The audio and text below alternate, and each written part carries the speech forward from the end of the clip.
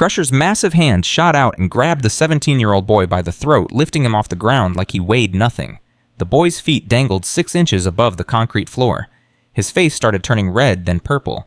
50 hardened criminals watched in silence as the most feared man in Blackstone maximum security squeezed tighter. "Fresh meat?" Crusher laughed, his gold teeth glinting. "Gonna teach you how we welcome little boys who end up in the wrong place." The skinny kid looked like he was about to die. His oversized orange jumpsuit made him look even smaller. He couldn't have weighed more than 115 pounds. But something strange was happening. The boy wasn't struggling, he wasn't crying, he wasn't begging for his life, he was smiling. Before you find out what happens next, I want to invite you to subscribe to our channel and follow this incredible story until the very end. Drop a comment below telling us what city you're watching from. I love seeing how far these stories travel around the world. Now let's get back to the moment that changed everything inside those prison walls. The smile on Marcus Webb's face made Crusher's grip falter for half a second. "Something funny, boy." Marcus's voice came out as a whisper through his compressed throat. "I gave you a chance, remember that." Crusher's lieutenants laughed. Snake, a wiry man with teardrop tattoos running down his cheek, slapped his knee. "Kid's got jokes, Crush, maybe squeeze a little harder. See if he's still laughing when his eyes pop out." "Good idea." Crusher's fingers tightened. Marcus felt his windpipe compressing. His vision started to blur at the edges, but his mind remained perfectly clear. Master Chen's voice echoed from 12 years ago. "When death approaches, most men panic. Their bodies flood with fear. Their minds go blank. But you will be different. You will find stillness in the storm, and in that stillness, you will find victory." Marcus's left hand moved. Not fast, not slow, just precise. His fingers wrapped around Crusher's wrist and pressed into a spot that most people didn't know existed. The median nerve, the flexor tendons, the pressure point that controlled everything below the elbow. Crusher's arm went dead. His fingers released involuntarily. Marcus dropped to his feet, already moving. His right palm shot upward and connected with Crusher's solar plexus, not a punch, but a focused strike that bypassed muscle and fat to reach the nerve cluster beneath. The sound echoed off the walls like a gunshot. 240 pounds of muscle collapsed. Crusher hit his knees, mouth opening and closing like a fish on dry land. No sound came out. His lungs had simply stopped working.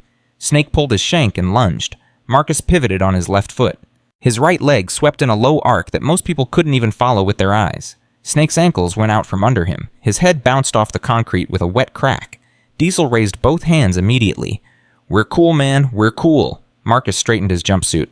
"I asked nicely, cunt," he said. "Nobody ever listens." The day room didn't move, didn't breathe. 50 hardened criminals stared at the impossible scene, the skinny teenager standing calmly over 2 of the most dangerous men in the prison, and he wasn't even breathing hard. Crusher finally got his lungs working again. He looked up at Marcus from his knees, and something flickered in his eyes that hadn't been there in 20 years. Fear. What the hell are you? "Just someone who wants to serve my time quietly. I'm not looking for trouble. I'm not trying to take anyone's place." Marcus looked around at all the watching eyes. "That goes for everyone. Leave me alone and I'll leave you alone. But if anyone else wants to test me..." He let the sentence hang. Then he walked away, leaving 50 stunned men and 3 broken enforcers in his wake. Officer Rodriguez watched from the guard station, his coffee cup frozen halfway to his lips. "Did that just happen?" his partner asked. "I don't know what I just saw." "Call the warden. He's going to want to see this footage." 4 months earlier, while Marcus Webb had been living a quiet life in Houston, Texas. He worked part-time at his father's hardware store, organizing shelves and helping customers find the right screws and bolts. He was finishing his senior year through online courses. He had plans to study physical therapy at community college. Simple dreams? Normal life. But Marcus Webb was anything but normal. His father, David Webb, had served as a Marine in Okinawa during the late 80s. He'd seen combat, he'd seen death. He'd seen what happened to people who couldn't protect themselves. When Marcus was born, David made a promise. "My son will never be a victim." When Marcus was 5 years old, David made a decision that his wife called insane. "You want to send our baby to China for how long? As long as it takes. As long as what takes David, he's 5. The Shaolin Temple accepts children. They train them. They turn them into something extraordinary." "He's not a weapon, David. He's our son." "I know. That's why I want him to have every advantage. The world is cruel, Sarah. You know that. I know that. I want Marcus to be ready for whatever it throws at him." Sarah Webb cried for 3 days straight. but in the end, she agreed. Marcus still remembered the airport, his mother's tears, his father's firm handshake. "You're going to learn things that most people don't even know exist," David said, kneeling to meet his son's eyes. "And when you come back, you'll never have to be afraid of anyone. Do you understand?" 5-year-old Marcus didn't understand. Not really, but he nodded anyway. The flight to China took 16 hours. A monk named Brother Wei met him at the airport in Zhengzhou. The old man didn't speak English. Marcus didn't speak Chinese, but somehow they understood each other. The Shaolin temple was nothing like Marcus had imagined. There were no movie-style training montages, no dramatic speeches, just discipline, routine, endless repetition. He woke at 4 a.m. every morning, meditation until sunrise, physical training until noon, combat forms until sunset, philosophy studies until bed, every day, for 12 years. The first year was the hardest. Marcus cried himself to sleep almost every night. He missed his mother's cooking, his father's loud laugh, his bedroom with the Spider-Man posters on the walls. But slowly, something changed. The temple became home. The monks became family. The training became purpose. Master Chen took Marcus under his wing when the boy was 7. The elderly monk saw something in Marcus that the others had missed: a stillness beneath the surface, a depth that most children didn't possess. "You have an old soul, Master Chen told him one evening. "You have lived many lives before this one. That is why the training comes so easily to you." "I don't feel like it comes easily, Master." "That is because you are comparing yourself to perfection. Stop. Compare yourself only to who you were yesterday. Are you better today than you were yesterday?" "I think so." "Then you are succeeding." Master Chen taught Marcus things that went far beyond fighting. He taught him to read people, their body language, their intentions, their fears. He taught him to control his breathing, his heartbeat, his emotions. He taught him philosophy that stretched back thousands of years. "Violence is the language of the unimaginative," Master Chen said. "Any fool can throw a punch. True wisdom finds solutions that require no violence at all." "But what if violence is unavoidable, Master? Then you must act with absolute commitment, no hesitation, no half measures. You end the threat completely and immediately. Anything less is cruelty prolonging suffering instead of ending it." "How do I know when violence is unavoidable?" Master Chen smiled. "You will know. Your training will tell you. Trust it." At 17, Marcus was ready to return home. The monks held a ceremony for him, the first American to complete the full training program. Master Chen presented him with a medallion that had been worn by Shaolin masters for over 1,000 years. "You carry our legacy now," the old monk said. "Use it wisely." "I will, Master." "One more thing." Master Chen's eyes grew serious. "There will come a time when you face a choice between comfort and duty. The easy path leads to peace for yourself alone. The difficult path leads to peace for many. Which should I choose?" "That is not for me to say, but I know which path you will choose. I have always known." Marcus flew back to Houston 3 weeks before his 18th birthday. His mother cried for 3 days straight this time from joy. His father just smiled and said, "Welcome home, son." Marcus thought his fighting days were over. He was wrong. The incident happened on a Tuesday afternoon. Marcus was walking to pick up his sister Aaliyah from school. She was 15, sweet, trusting, and completely unaware that she'd caught the attention of some very dangerous people. He heard her scream from 100 yards away. His body reacted before his mind could catch up. 12 years of training took over. He was running, then sprinting, then flying around the corner of the gymnasium. 3 men had Aaliyah cornered against the brick wall. They were older, early 20s, covered in tattoos, wearing the red and black colors of the 5th Ward Bloods. One of them had his hand on her arm. Another was reaching for her face. The third was keeping watch. "Get away from my sister." The words came out calm, quiet, almost gentle. The gang members turned around and laughed. They saw a skinny kid in a plain t-shirt and jeans, nothing threatening, nothing dangerous. "Mind your business, little man," the leader said. He had a knife in his belt. "Or we'll hurt you too." "Marcus," Aaliyah's voice was trembling. "Marcus, please, just go get help." "I am the help." Marcus took a slow breath. "I'm asking you one time. Let her go and walk away. Do that, and we can all pretend this never happened." The leader pulled his knife. "Wrong answer, hero." What happened next took exactly 11 seconds. Marcus didn't punch anyone. He didn't kick anyone. He used joint locks and pressure and pressure points that the gang members had never seen before as techniques that most Americans didn't even know existed. When it was over, all 3 attackers were on the ground. One had a dislocated shoulder, one had nerve damage in his wrist that would take weeks to heal. The third was unconscious. Aaliyah was safe. She ran into Marcus's arms, sobbing. "How did you do that? How did you—" "It doesn't matter. Are you okay? Did they hurt you?" No, you got here in time." Marcus held his sister tight and felt his heart rate slowly returning to normal. He thought it was over. He was wrong. The gang member with the knife, the one with the dislocated shoulder, was named Deshaun Patterson. His uncle was Judge Harold Patterson. Within 48 hours, Marcus was arrested. The charges were aggravated assault with a deadly weapon. The prosecution claimed Marcus had attacked 3 innocent young men without provocation. The gang members testified that Marcus had been the aggressor, that he'd used some kind of weapon, that they were just defending themselves. "This is insane," David Webb shouted at the public defender. "My son was protecting his sister. Those men were trying to assault her." "I understand, Mr. Webb, but your son's techniques caused significant injuries, and the victims are claiming he used a weapon." "What weapon? He didn't have a weapon. They're saying he had some kind of martial arts training that constitutes a deadly weapon under Texas law. That's not even a real law. It's a gray area, and unfortunately, Judge Patterson has been assigned to the case." "Patterson, the uncle of one of the—" "I know. I filed for recusal, but it was denied." The trial lasted 2 days. Marcus's public defender was handling 63 other cases. He spent exactly 12 minutes reviewing Marcus's file. He called no witnesses. He presented no evidence of Aaliyah's near assault. Judge Patterson sentenced Marcus as an adult, citing the calculated and martial nature of the attack. A clerical error merged Marcus's file with another Marcus Webb, a 26-year-old drug trafficker serving 15 years. And just like that, a 17-year-old Shaolin-trained martial artist found himself in Blackstone maximum security prison, home to murderers, rapists, the most dangerous men in Texas. His mother collapsed when she heard the news. His father's face turned to stone. "I'll fix this," David said. "I'll hire a real lawyer. I'll appeal. Dad." Marcus's voice was calm, steady. "It's okay."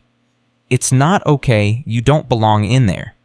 "Maybe not, but I'll be fine."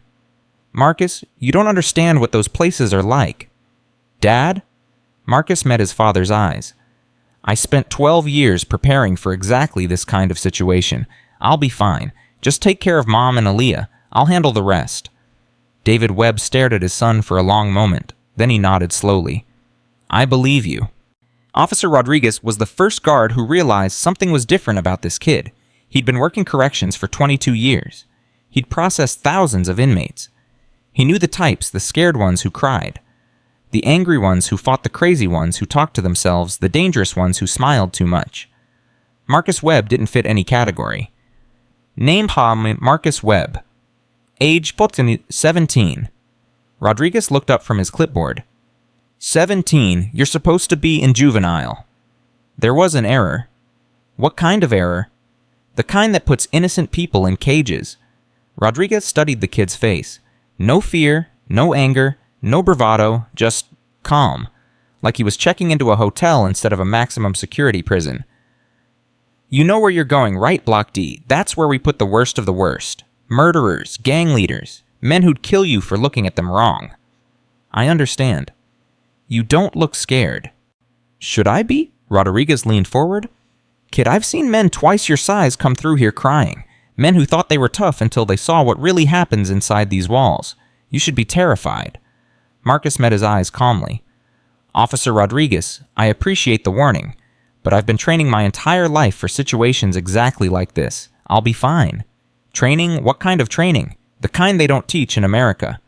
Rodriguez watched Marcus walk through those iron gates with his oversized jumpsuit and his strange, ancient eyes. Something about the way the kid moved bothered him. It was too controlled, too balanced, like a dancer or something else entirely. "Keep an eye on that one, Hadra," Rodriguez told his partner. "Why, he looks like a stiff breeze would knock him over." "That's exactly why. Something's not right." Marcus spent his first 2 hours observing. The monks had taught him to read environments quickly, to identify threats, opportunities, power structures, and patterns. Within minutes, he had mapped the entire ecosystem of Block D. 3 main gangs. The Iron Reich controlled the weights and the commissary white supremacists led by Crusher, who'd killed 7 men and never been charged. The Southside Kings controlled drugs and gambling, Hispanic gang led by a man named Diablo, who ran operations in 14 prisons from his cell. The Black Guerrilla family controlled information and connections led by Big Mike, who'd been a shot caller for 20 years. The guards fell into 3 categories: the honest ones who tried to maintain order, the corrupt ones who took bribes and looked the other way, and the cruel ones who enjoyed watching inmates suffer. The vulnerable inmates were easy to spot. They moved with their heads down. They ate alone. They flinched at loud noises. They tried to stay invisible. Marcus counted 42 of them. 42 people living in constant fear. 42 potential victims for the predators who ran this place. Master Chen's voice echoed in his mind, "True strength serves others, not the self. When you see suffering and have the power to stop it, inaction becomes a moral choice." Marcus pushed the thought aside. He wasn't here to save anyone. He was here to serve his time quietly and go home. But destiny had other plans. Crusher found him at hour 3. The big man had recovered from his earlier humiliation, at least physically. His pride was another matter. Word had spread through the block like wildfire. Crusher's reputation, built over 15 years of brutality, had been shattered by a teenager in less than 10 seconds. He needed to restore it. "Hey, Shaolin." Marcus was sitting alone in a corner reading a book he'd found in the library. He didn't look up. "I'm talking to you, boy." "I heard you." "We got unfinished business." Now Marcus looked up. Crusher was standing 5 feet away, flanked by Snake and Diesel. Snake had a bandage wrapped around his head. Both men looked nervous. "No," Marcus said. "We don't." "You embarrassed me in front of the whole block." "You embarrassed yourself. I just defended myself." Crusher's face flushed red. "You think you're better than me?" "I don't think about you at all." The words hit Crusher like a physical blow. In prison, respect was everything. Being ignored was worse than being challenged. "You're dead, kid. Maybe not today, maybe not tomorrow, but I'm going to find a way to hurt you, and it's going to be slow." Marcus closed his book and stood up slowly. "Crusher, I'm going to explain something to you. Once. Pay attention." The big man tensed, expecting an attack, but Marcus just spoke quietly. "In China, I trained with monks who've been perfecting the art of combat for over 1,000 years. I learned techniques that most people don't even know exist. What happened in the day room, that was me being gentle. That was me using maybe 5% of what I'm capable of." He took a step closer. "I don't want to hurt you. I don't want to hurt anyone. But if you come at me again, I won't hold back, and you won't walk away. Do you understand?" Crusher's jaw tightened. His fists clenched. But something in Marcus's eyes made him hesitate. There was no fear there. No anger, no bravado. Just certainty. The certainty of a man who knew exactly what he was capable of and wasn't afraid to prove it. "This ain't over," Crusher said finally. "It is if you want it to be." The big man turned and walked away, his lieutenants following. Marcus sat back down and opened his book, but his hands were trembling slightly. Not from fear. From something else entirely. The next morning brought a new challenge. Marcus was in the breakfast line when Big Mike approached. The leader of the Black Guerrilla family was massive, 6'5", 270 pounds of muscle and scar tissue. He'd killed 11 men that the police knew about. "You're the kid who dropped Crusher." "I'm Marcus. I know who you are. Whole block knows who you are now." Big Mike positioned himself directly in Marcus's path. "Question is, what are you?" "I don't understand the question." "Are you a threat, an opportunity, a wild card? See, I've been running things in this block for 20 years. I don't like surprises, and you're a big surprise." Marcus met Big Mike's eyes calmly. "I'm not a threat to anyone who doesn't threaten me first. I'm not looking to run anything or join anything. I just want to serve my time and go home." "That's what you say, but actions speak louder. The way I see it, you've got 3 choices." "I'm listening." "Choice 1, you join us. We could use somebody with your skills. You'd have protection, respect brothers who'd have your back. And choice 2, you join one of the other gangs. Crusher's boys are damaged, but they'll rebuild. The Kings are always recruiting. Pick a side. And choice 3, Big Mike smiled coldly, you stay neutral, alone, and pray that none of us decide you're more useful dead than alive." Marcus considered this for a moment. "There's a 4th choice you didn't mention." "Oh yeah. I don't join anybody. I don't pick sides. And anyone who has a problem with that discovers why that's a very bad idea for them." Big Mike's smile faded. "You threatening me, young blood?" "I'm explaining reality. What happened to Crusher wasn't luck, It wasn't a trick. It was 12 years of training that most people can't imagine. I can do things that would give you nightmares. Marcus stepped closer, close enough that the older man could see the strange depth in his eyes. But I don't want to. I really truly don't want to hurt anyone, so please leave me alone. Tell your people to leave me alone, and we'll all be fine. Big Mike studied Marcus's face for a long moment, then he stepped aside. You've got a month young blood, 1 month to prove you're not a threat. After that, we'll see. Fair enough. Marcus got his breakfast and walked to an empty table. His heart was pounding, but his face showed nothing at all.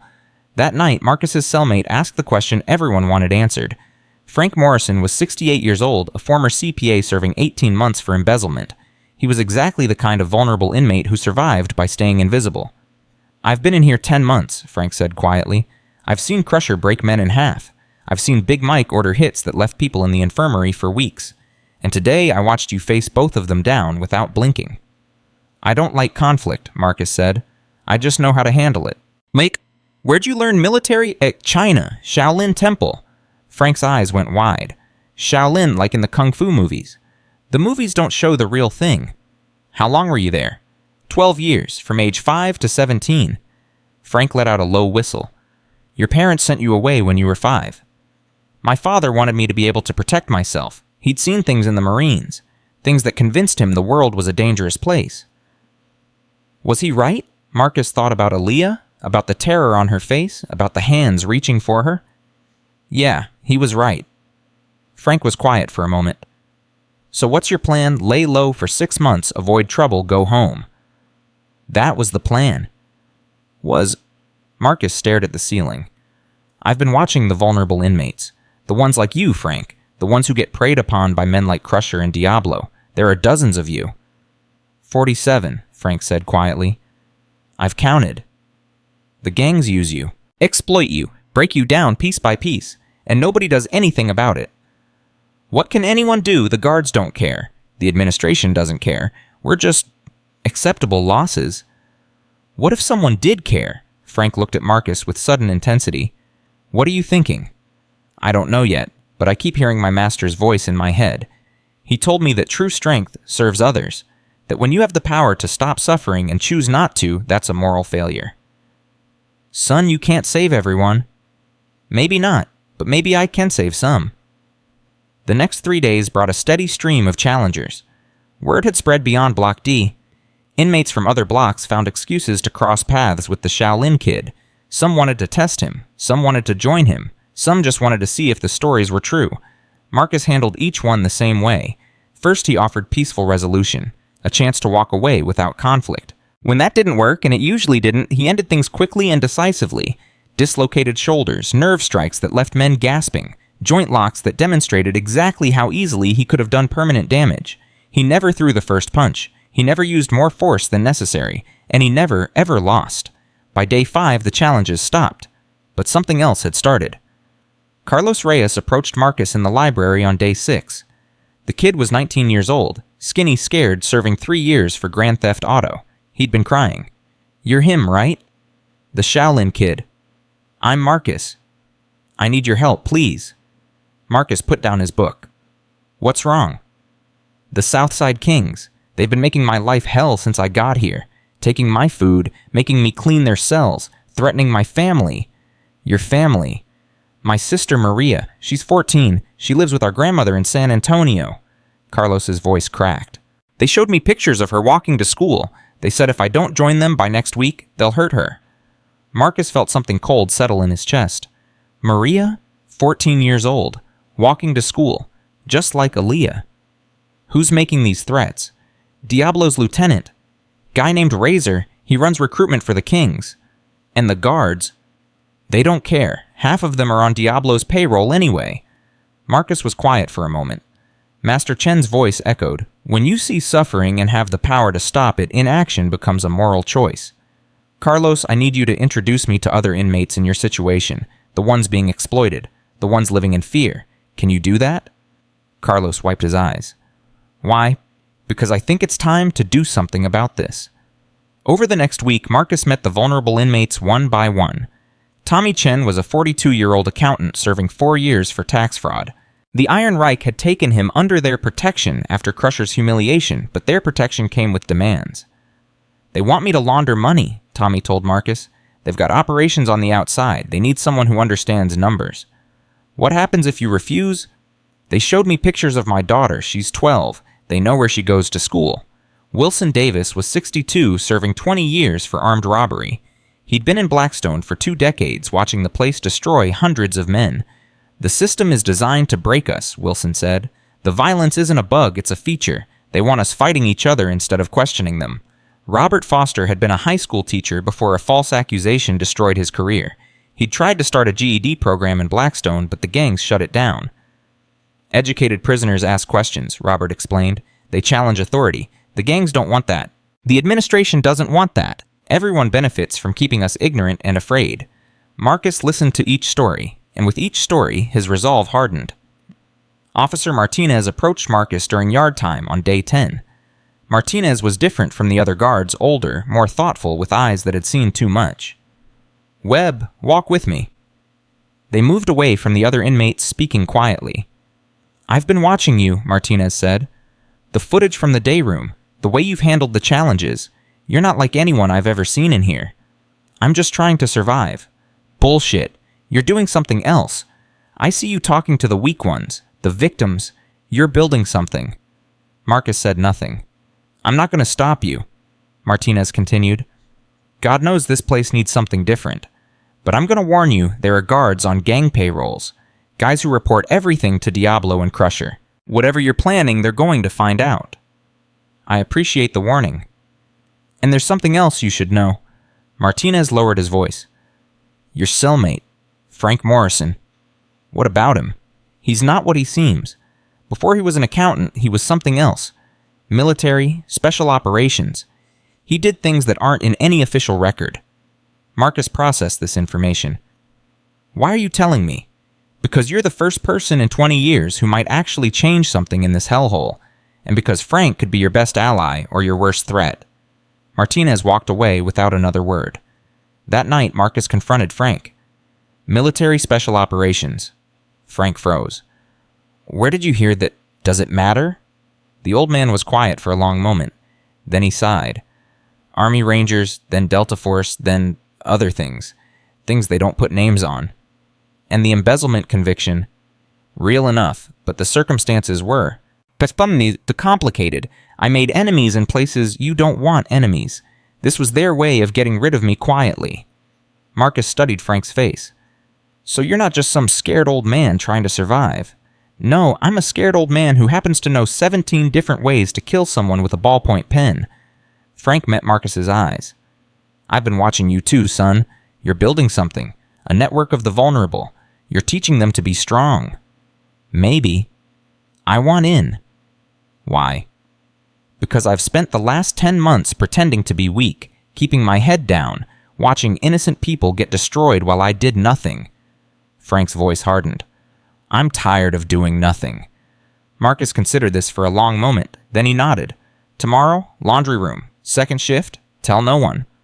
The first official gathering of what Marcus called the Philosophy Club happened on day 12. 15 men showed up: Carlos Tommy Wilson, Robert Frank, and 10 others who'd heard through whispers that something new was happening.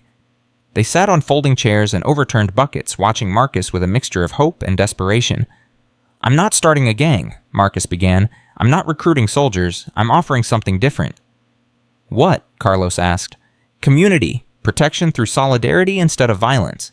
The gangs maintain power by keeping you isolated. They pick off individuals because individuals are easy to break. But what if you weren't individuals anymore?" Wilson leaned forward. "What are you proposing?" "A network. Every time someone threatens one of us, 15 witnesses show up. Every act of violence gets documented and reported. Every threat gets recorded. We make it impossible for them to operate in the shadows." "They'll kill us," Tommy said, his voice trembling. "Maybe they'll try. But I'm also going to teach you things that will make you harder to kill. Fighting. No, awareness, confidence, how to carry yourself so predators look for easier targets, how to see threats before they materialize, how to control your fear." "That's not enough," Robert said. "Awareness doesn't stop a shank in the ribs." "You're right, which is why I'll also teach you basic defensive techniques, not to fight to survive, to create enough space to escape, to buy time until help arrives. Help from who? Wilson asked. The guards don't care. Some of them do. Marcus glanced at the door. And Frank has skills that most of you don't know about. Every eye turned to the old accountant. Frank stood up slowly. His posture changed. Straightening, hardening, becoming something that didn't match his age at all. Before I was in here, I served in the military, special operations. I've been pretending to be weak because that's what survivors do in places like this. But Marcus has convinced me it's time to stop pretending. The room was silent. Between the two of us, Marcus continued, we can teach you enough to change the equation, not to become fighters, to become survivors, people who aren't easy targets. Carlos raised his hand nervously. What about our families? The kings threaten my sister. If we resist, they'll hurt the people we love. That's the hardest part, Marcus admitted. And I won't lie to you, there's risk. But think about what's happening now. They're already using your families against you. They're already winning. The only question is whether you want to keep being victims or whether you want to fight back. Wilson nodded slowly. I'm in. Me too, Robert said. One by one, every man in that laundry room made the same choice. Marcus felt something shift inside him, something that had been dormant since leaving the temple. Purpose. The news reached Diablo within 48 hours. Miguel Santos had built the Southside Kings from nothing over 8 years. He controlled drug distribution, protection rackets, and human trafficking throughout Blackstone. His network extended to 14 other prisons and a dozen cities on the outside. Nobody challenged Diablo. Until now. Tell me about this philosophy club, Diablo said to his lieutenant. It's the Shaolin kid. He's organizing the weak ones, teaching them some kind of self-defense. They're documenting everything, every threat, every act of intimidation, filing official reports. Reports. Diablo's voice went cold. Nobody files reports. They do now. 3 of our guys got called into the warden's office yesterday. The administration is asking questions.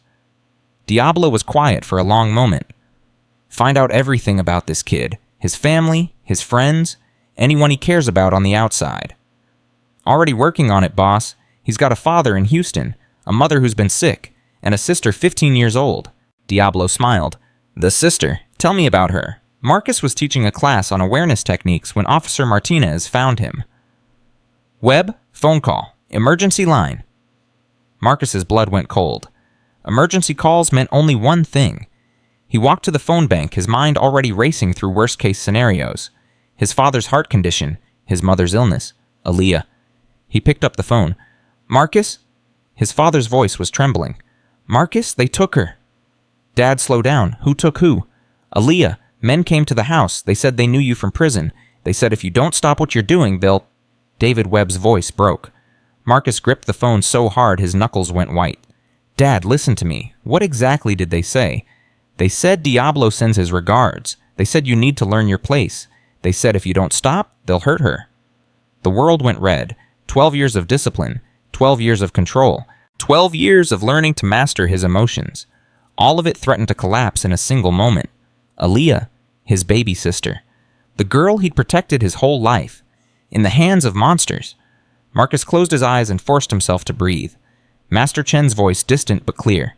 When death threatens those you love, most men become animals. They rage. They panic. They make mistakes. But you will be different. You will find stillness in the storm. And in that stillness, you will find victory. Marcus opened his eyes. Dad, I'm going to fix this. Don't call anyone else. Don't talk to the police. Just wait for my call. Marcus, what are you going to do? What I was trained to do. He hung up the phone. Then he went looking for Diablo. Marcus found Diablo in the yard 15 minutes later. The leader of the Southside Kings was holding court near the basketball hoops surrounded by a dozen lieutenants. They were laughing about something, relaxed, confident. They had no idea what was coming. Marcus walked straight toward them. His footsteps were measured. His breathing was controlled. His face showed nothing at all. But inside, a storm was raging. Aaliyah, 15 years old, scared, alone, in the hands of men who would do unspeakable things to prove a point. Every step Marcus took was a battle between the discipline the monks had taught him and the primal rage that screamed for blood. Diablo noticed him approaching. The gang leader smiled and spread his arms wide. Well, the famous Shaolin kid. I was wondering when you'd come to see me. Marcus stopped 10 feet away. You took my sister. I don't know what you're talking about. Don't. The single word cut through the air like a blade. Several of Diablo's lieutenants shifted nervously. "My men told your father that Diablo sends his regards. You want to play games with me right now?" Diablo's smile faded slightly. "Okay, let's say hypothetically that some associates of mine decided to send you a message. What are you going to do about it?" "I'm going to give you one chance to make this right." "One chance?" Diablo laughed. "Kid, you've got balls, I'll give you that. But you're not in a position to give anyone chances. You're in my house, you play by my rules." "Your rules just changed." Marcus took another step forward. Diablo's lieutenants tensed hands, moving toward hidden weapons. "Call your people. Tell them to release my sister, unharmed, now." "Or what?" "Or I'm going to demonstrate exactly what 12 years of Shaolin training looks like when there are no restrictions.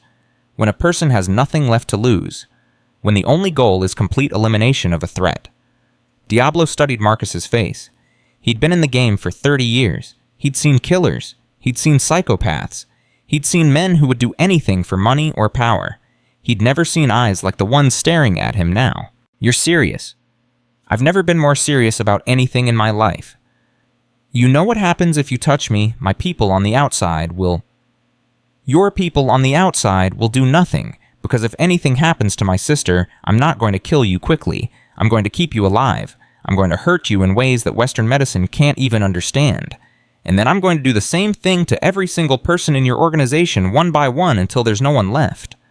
Marcus's voice hadn't risen above a conversational tone. That made it infinitely more terrifying. "The monks taught me techniques that were developed over 1,000 years for exactly this kind of situation. Pressure points that cause permanent nerve damage. Joint manipulations that leave people crippled for life. And one technique called the 1,000 dying breaths. It makes the victim suffocate slowly over 3 days with no external marks, no evidence, just a body that forgets how to breathe." Diablo's face had gone pale. "You're bluffing." Marcus moved. One moment he was standing 10 feet away. The next moment his hand was around Diablo's throat, lifting the gang leader off the ground with a grip that felt like iron cables wrapped in silk. The lieutenants surged forward, but Marcus's voice stopped them cold. "If anyone moves, I crush his windpipe. He'll be dead before you take 2 steps. They froze. Diablo's feet dangled 6 inches off the ground. His face was turning red. His hands clawed uselessly at Marcus's wrist. "I asked nicely," Marcus said quietly. "Just like I asked Crusher nicely, nobody ever listens." He released his grip slightly, just enough to let Diablo gasp for air. "Make the call." Diablo's eyes were wild with fear. He'd built his empire on violence. He'd ordered dozens of murders. He'd never once felt what it was like to be completely helpless. Until now. "Razor," he croaked. "Give me the phone." One of the lieutenants hesitated. "Do it!" Diablo screamed. Razor pulled out a contraband cell phone and handed it over with trembling hands. Marcus released Diablo enough to let him dial. "It's me, the girl. Let her go. Now. Don't hurt her, just let her go. Hen." A pause. "I don't care what the plan was. Let her go or we're all dead. Do you understand me? All of us, so..." Another pause. "Good. Call me back when it's done." Diablo lowered the phone. His eyes met Marcus's. "It's done. They're releasing her." "If you're lying..." "I'm not lying. I swear on my mother's grave." Marcus held him there for another 10 seconds. Then he released his grip and stepped back. Diablo collapsed to his knees, gasping for air, rubbing his throat. "This isn't over," the gang leader rasped. "Yes, it is, unless you want it to continue. You just threatened me in front of my men. You think I can let that stand?" Marcus looked around at the watching lieutenants. Every single one of them looked terrified. "Your men just watched you beg for your life. They watched you make that call because you were afraid of a 17-year-old kid. Your reputation is already destroyed. The only question is whether you want to make things worse." He turned to address the lieutenants directly. "Spread the word. The Southside Kings leave me and my people alone. In exchange, I won't dismantle your organization piece by piece. That's the deal. Take it or don't." Then he walked away. Behind him, Diablo struggled to his feet. His lieutenants didn't help him. They were too busy looking at each other with expressions that asked the same question, "What do we do now?" The answer for the first time in 8 years wasn't clear. 45 minutes later, Marcus's father called back. "She's safe. She's home.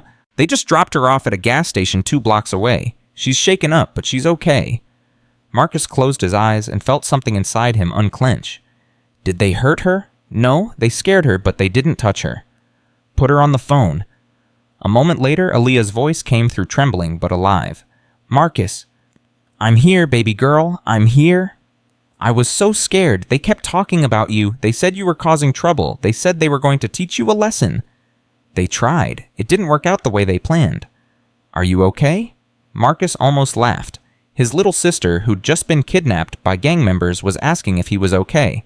I'm fine. I'm going to be fine. Are you hurt? No, just scared? Good. Listen to me, Aaliyah. This isn't going to happen again. I promise you. Nobody is ever going to hurt you because of me. Do you understand? I understand. I love you. I love you too, Marcus. Come home soon. I will. I promise.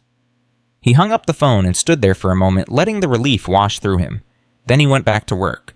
The next morning, everything had changed. Word of Marcus's confrontation with Diablo had spread through the prison like wildfire. By breakfast, every inmate in Blackstone knew that the Shaolin kid had grabbed the most powerful gang leader in the facility by the throat and made him beg. The power dynamics that had governed the prison for decades were suddenly uncertain. Big Mike found Marcus in the library. We need to talk. I'm listening. What you did to Diablo. That was either the bravest thing I've ever seen or the stupidest. Maybe both. You know he's not going to let this go. His reputation is destroyed. The only way he can recover is by killing you. He's welcome to try. Big Mike shook his head slowly. You don't get it, do you? This isn't just about you anymore. You've upset the balance. The kings are weakened. Crusher's boys are already making moves. My people are watching to see what happens next. You've turned this whole place into a powder keg. Good. Good? The old balance was built on exploitation, the strong preying on the weak, fear and violence keeping everyone in line. Marcus met Big Mike's eyes. That balance needed to be upset. And what's going to replace it? Something better or chaos? We'll see. Big Mike studied Marcus for a long moment. You're not just some kid who knows martial arts, are you? I'm exactly that. I'm just also someone who was taught that strength should serve others instead of exploiting them. That philosophy is going to get you killed. Maybe, but I'd rather die standing for something than live on my knees. Big Mike was quiet, then slowly he nodded. My grandmother used to say something like that. She was a civil rights activist in the 60s, marched with Dr. King. She sounds like a wise woman. She was. She told me that courage was contagious, that one person standing up could inspire 100 others. She was right. Big Mike looked around the library, making sure they were alone. I'm not going to join your philosophy club. I've got my own people to protect my own responsibilities. But I'm also not going to move against you, and I'll tell my men to leave your people alone. Why? Because my grandmother would want me to, because maybe this place needs someone like you, and because honestly, I'm curious to see what happens next. He extended his hand. Marcus shook it. Thank you. Don't thank me yet. Things are about to get ugly, and I'm not sure any of us are ready for what's coming. 3 days after the confrontation with Diablo Crusher made his move, he'd been rebuilding his power base quietly, recruiting new members, making alliances with smaller white gangs from other blocks. The Shaolin kid had humiliated him, but Crusher had been in prison for 15 years. He knew how to play the long game, but patience wasn't his strong suit. Marcus was walking back to his cell after a philosophy club session when he sensed something wrong. The corridor was too quiet. The usual background noise of prison life had gone silent.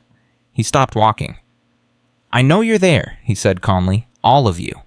Crusher stepped out from around a corner. He wasn't alone. 8 men flanked him, all carrying makeshift weapons shanks, clubs made from rolled magazines, a razor blade melted into a toothbrush handle. No running this time, Shaolin, Crusher said. No one-on-one. We're going to do this the old-fashioned way. Marcus assessed the situation instantly. Narrow corridor. 9 attackers. No room to maneuver. No backup. The monks had trained him for scenarios exactly like this. Last chance, Marcus said. Walk away. Crusher laughed. You keep saying that. And people keep not listening. You know why? Because you're not as scary as you think you are. You got lucky in the day room. You got lucky with Diablo. But luck runs out. That wasn't luck. Then prove it. Crusher charged. The first 3 seconds were chaos. Bodies converging from multiple angles. Weapons swinging. Fists flying. Marcus moved like water flowing around stones. His left hand deflected a shank thrust, redirecting it into the arm of another attacker. His right elbow connected with a jaw. His knee drove into a solar plexus. His foot swept an ankle. 4 men went down in the first 3 seconds. Crusher swung a club at Marcus's head. Marcus ducked under it, grabbed Crusher's wrist, and twisted. The big man's elbow hyperextended with a sickening pop. The club clattered to the floor. Crusher screamed. The remaining 4 attackers hesitated. They'd expected to overwhelm the skinny kid with numbers. Instead, half their group was already on the ground and their leader was clutching his ruined arm. "Anyone else?" Marcus asked quietly. They ran. Crusher was on his knees, tears streaming down his face, his right arm hanging at a grotesque angle. "You broke my arm! You broke my goddamn arm!" "I could have broken your neck. Remember that the next time you think about coming after me." Marcus stepped over the groaning bodies and walked away. Behind him, one of the fallen attackers managed to pull himself up to his feet. His name was Billy, a new recruit who'd joined the Iron Reich 2 weeks ago. He was young, stupid, and desperate to prove himself. He picked up a dropped shank and charged at Marcus's back. Marcus didn't even turn around. His hand shot backward, catching Billy's wrist mid-thrust. He twisted and Billy's weapon arm went numb. A quick strike to the temple and Billy was unconscious before he hit the ground. "I told you so," Marcus said to no one in particular. That wasn't luck. Officer Martinez found Marcus 10 minutes later. "I heard about the fight, multiple inmates with injuries. Crusher's arm is shattered. They attacked me. I defended myself." "I know. The cameras caught the whole thing." Martinez lowered his voice. "But you need to understand something. The warden is getting nervous. Too much violence involving you. Too many incidents." "I haven't started any of them." "Doesn't matter. You're the common element. Some people are starting to think the easiest solution is to transfer you somewhere else." Marcus felt a chill run down his spine. "Where?" "Solitary, or worse, another facility. One where nobody knows what you're capable of, where they'd have to test you all over again." "I can't leave. Not now. I'm building something here." "I know. That's why I'm warning you. You need to find a way to end these confrontations without violence, at least for a while. Give the administration time to forget about you. And if violence finds me anyway," Martinez sighed, "then make sure you're not the one who gets blamed." 2 weeks passed without major incident. Marcus used the time to strengthen the philosophy club. The group had grown to 37 members, now former victims who'd found something worth belonging to. They met every day studying philosophy, practicing awareness techniques, building the solidarity that made them harder to target. Frank had emerged as Marcus's right hand. The old Delta Force operator brought skills that complemented Marcus's own tactical planning, intelligence gathering, the ability to read political situations. "Diablo's not done," Frank told Marcus during a private conversation. "He's been too quiet. A man like that doesn't just accept humiliation." "What do you think he's planning?" "Something indirect. He can't come at you directly anymore, not after what happened. So he'll find another angle. Someone you care about, something you've built." "The philosophy club." "That's what I'd target. Discredit it somehow. Turn the administration against it. Make it look like you're building a gang instead of a support group." Marcus nodded slowly. "What do we do?" "Document everything. Every meeting, every attendance list, every lesson plan. Make it so official and transparent that nobody can accuse us of anything. And if that's not enough," Frank's eyes hardened, "then we move first, before Diablo can execute whatever he's planning." "How?" "I've still got contacts on the outside. People who owe me favors. Let me make some calls." Marcus considered this for a moment. "Do it. But Frank, no violence unless absolutely necessary." "Understood." The attack came from an unexpected angle. 3 days later, Tommy didn't show up for the philosophy club meeting. Neither did Robert. Neither did Wilson. Marcus found Carlos in the library looking terrified. "Where is everyone?" "You didn't hear Tommy got jumped last night. He's in the infirmary, broken ribs, punctured lung. Robert's there too. Someone beat him with a pillowcase full of padlocks." "And Wilson?" "They put him in solitary. Said he started a fight in the cafeteria. But Marcus, I was there. He didn't start anything. Some guys came at him and he just defended himself." Marcus felt the cold fury returning. "Who did this? Oh." "I don't know. Nobody's talking. But it wasn't the Kings. It wasn't the Iron Reich. It was guys from other blocks. Guys with no gang affiliation. Hired hands." "What?" "Diablo didn't use his own people. He hired inmates from other blocks to do his dirty work. That way it can't be traced back to him." Carlos's face went pale. "So what do? We adapt." That night, Marcus called an emergency meeting in the laundry room. Only 12 members showed up. The rest were either injured in solitary or too scared to leave their cells. They're trying to break us, Marcus said. They're targeting our people because they can't target me directly. This is exactly what I warned you about. This is the cost of standing up. Maybe we should stop, one man said. Go back to keeping our heads down. At least nobody was getting hurt before. People were getting hurt before, Frank said sharply. They were getting extorted, terrorized, broken. The only difference is that now the violence is visible instead of hidden. Frank's right, Marcus said. They want us to be afraid. They want us to crawl back into the shadows and accept our place as victims. But if we do that, everything we've built means nothing. So what do? Carlos asked. We escalate. Not with violence, with exposure. Every attack on our people gets documented and reported. Every incident gets filed with the administration. We make so much noise that they can't ignore us. The administration doesn't care about us. They care about their careers. They care about investigations. They care about lawsuits. Marcus looked around the room. Frank has contacts on the outside, people who can get our reports to the right journalists, the right advocacy groups, the right lawyers. You're talking about going over the warden's head. I'm talking about using every weapon we have. The gangs use violence. We use information. We use public pressure. We use the fact that nobody wants their prison to be the next scandal. The room was silent for a moment. Then Carlos raised his hand. I'm in. Whatever it takes. One by one, the others agreed. The next week was brutal. 3 more Philosophy Club members were attacked. Marcus himself was ambushed twice, once in the showers, once in the exercise yard. Both times he neutralized the threats without serious injury to himself or his attackers. But the attacks kept coming, and then Frank's outside contacts came through. I've got a reporter, Frank told Marcus. Woman named Sarah Chen from the Houston Chronicle. She's been investigating prison conditions in Texas for 2 years. She's very interested in what's happening here. How do we get her the information? I've got a guard who owes me a favor. He'll smuggle out documents, photos, whatever we need. Which guard? Frank smiled. You've already met him, Martinez. Marcus stared at Frank in disbelief. Martinez is working with us. He's been working with me for 6 months. Who do you think told me about the Shaolin kid on day 1? Why didn't you tell me? Because you needed to earn his trust on your own, and because the fewer people who know about our network, the safer it is. Marcus shook his head slowly. How many other secrets are you keeping? Enough to keep us alive. Speaking of which, Martinez passed me something interesting this morning. Apparently the warden received a call from the governor's office. About what? About Blackstone's violence statistics.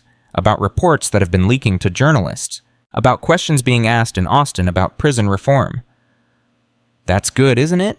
It means we've got their attention, but it also means the warden is going to be looking for someone to blame, and right now, you're the most convenient target.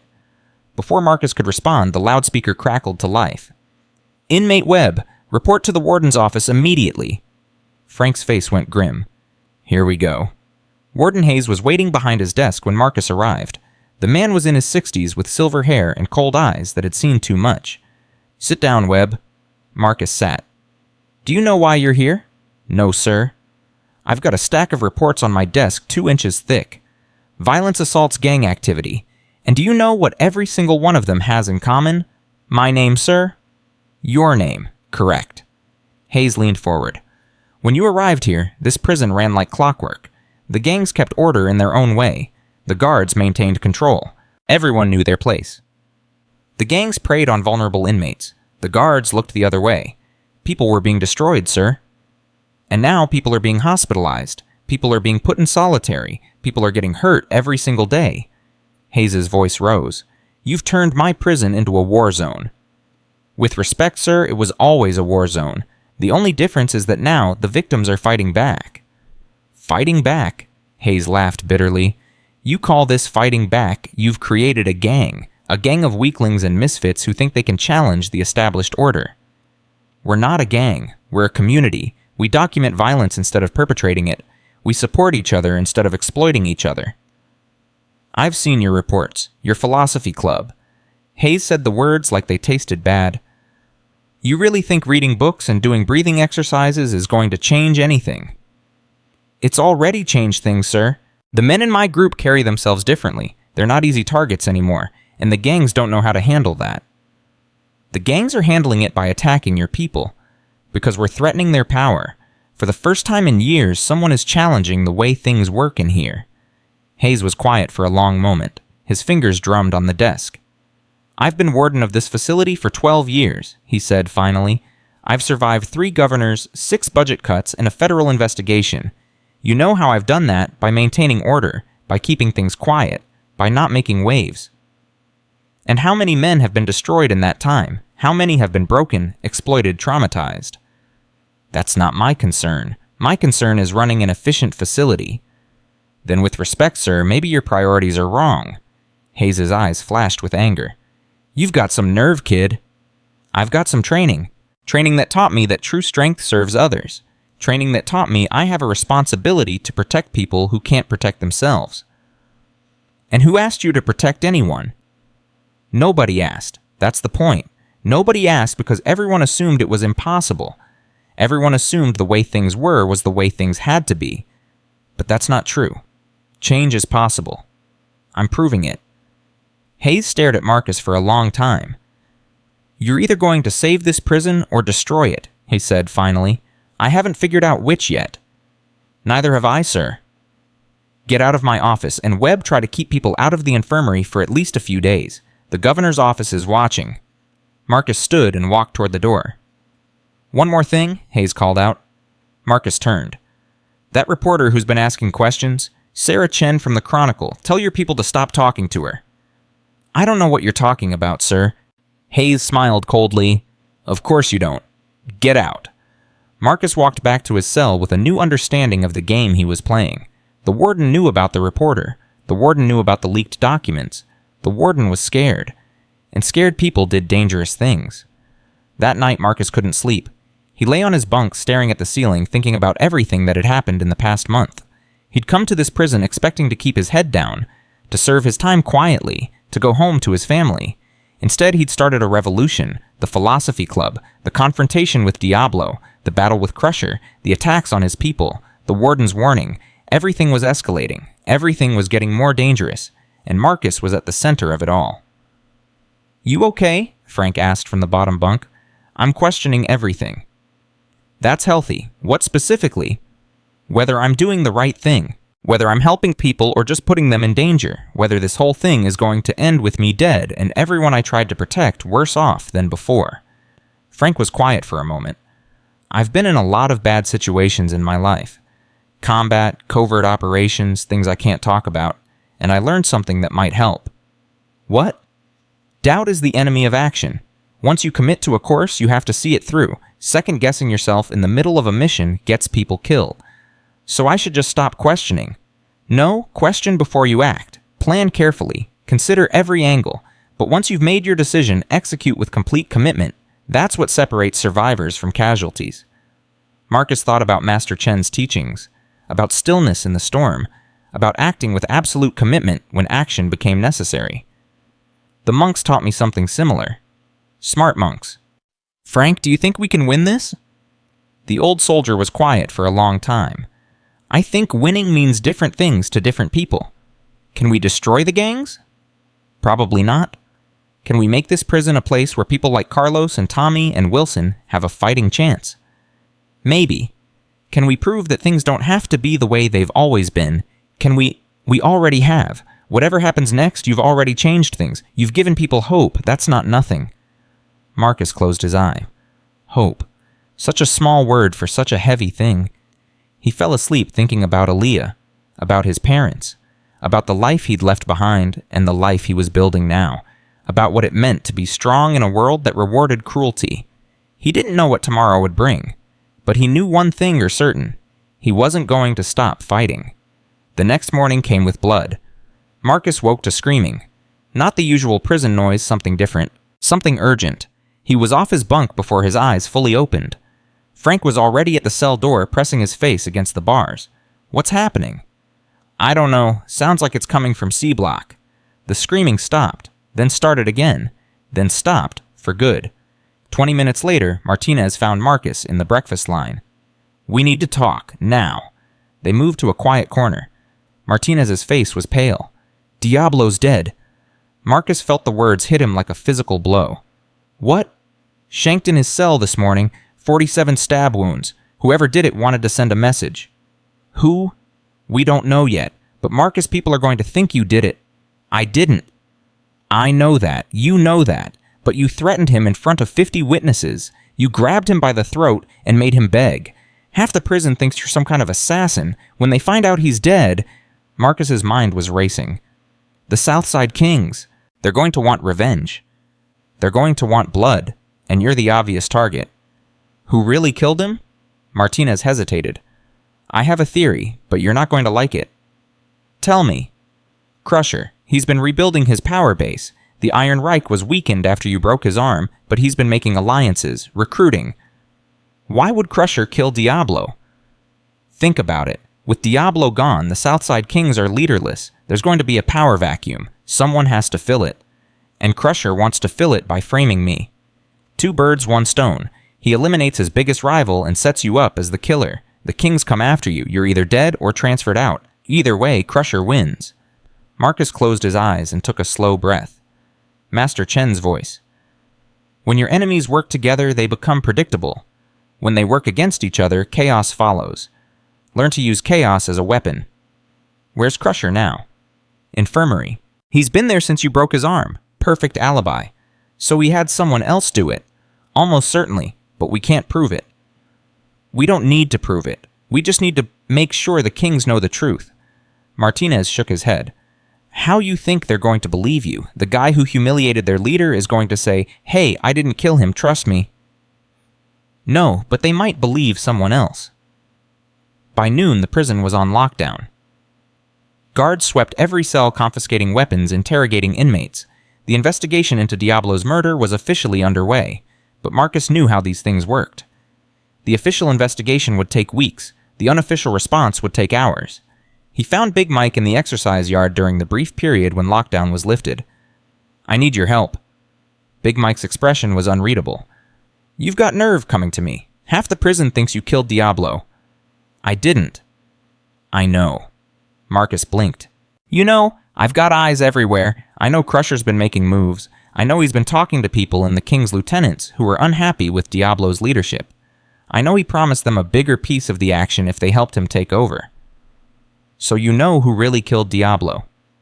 I know who ordered it. The actual killer was probably some punk from outside the organization, someone expendable. Can you prove it? Can I prove it to a court of law? Num. Can I prove it to the Kings? Maybe. Will you? Big Mike studied Marcus for a long moment. Why should I? Because if Crusher succeeds, he becomes the most powerful man in this prison. And unlike Diablo, Crusher is actually crazy. He won't just run his operations, he'll want to control everything, including your people. My people can take care of themselves. Can they? Crusher's been recruiting for weeks. He's got alliances with white gangs in 3 other blocks. He's got guards on his payroll. How long before he decides the Black Gorilla family is in his way? Big Mike was quiet. You helped me before, Marcus continued. You told your people to leave me alone. You said you were curious to see what happened next. Well, this is what happens next. Crusher is making his move, and if we don't stop him, everything changes.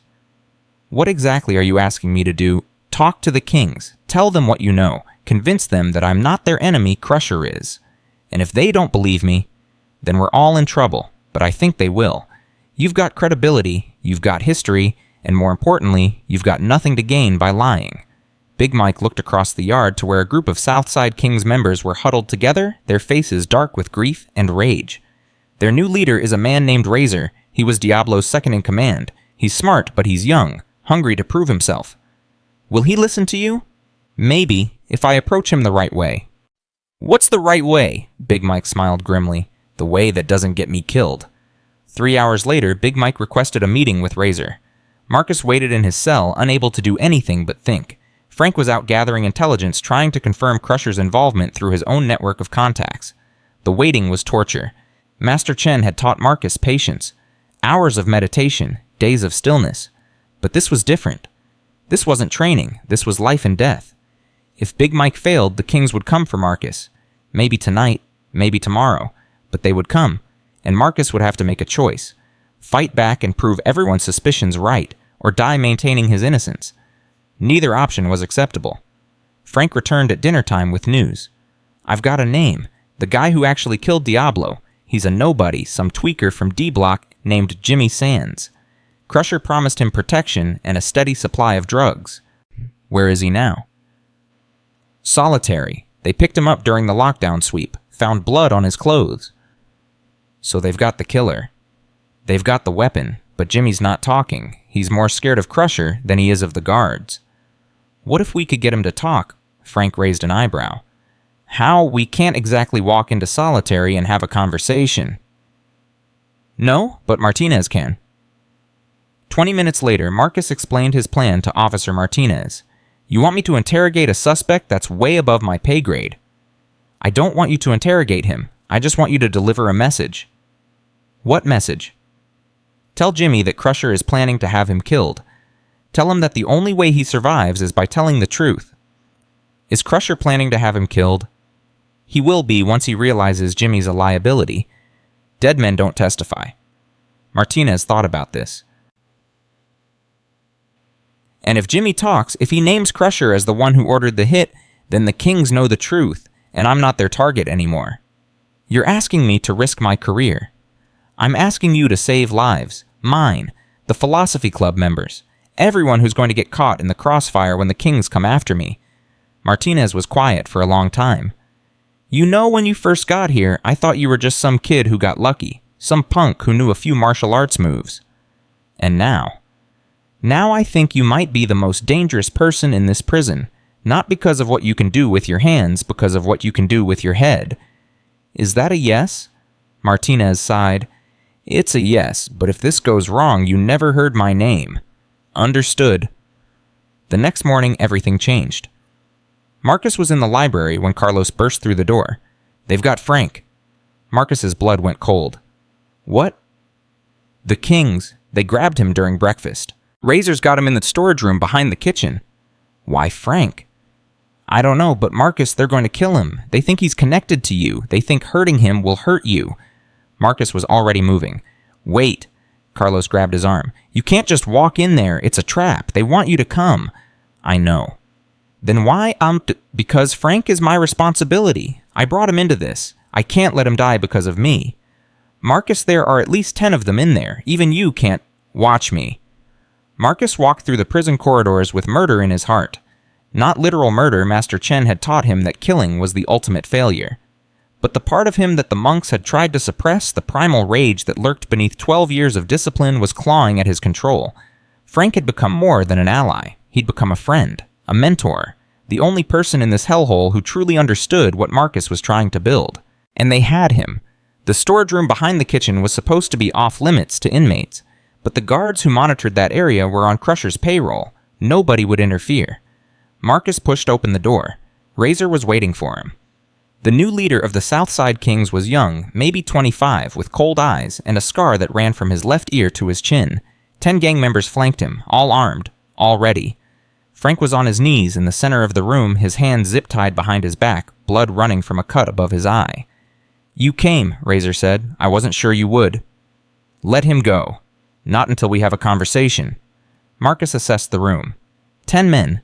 Multiple weapons, narrow space, Frank in the middle, bad odds, but not impossible. Talk. You killed Diablo. No, I didn't. Everyone says you did. You threatened him. You humiliated him. And now he's dead. Everyone is wrong. Razor stepped closer. Then who killed him? Crusher. He ordered the hit. A tweaker named Jimmy Sands did the actual killing. Crusher promised him drugs and protection. Why should I believe you? Because I have no reason to lie. Diablo and I had our issues, but I didn't want him dead.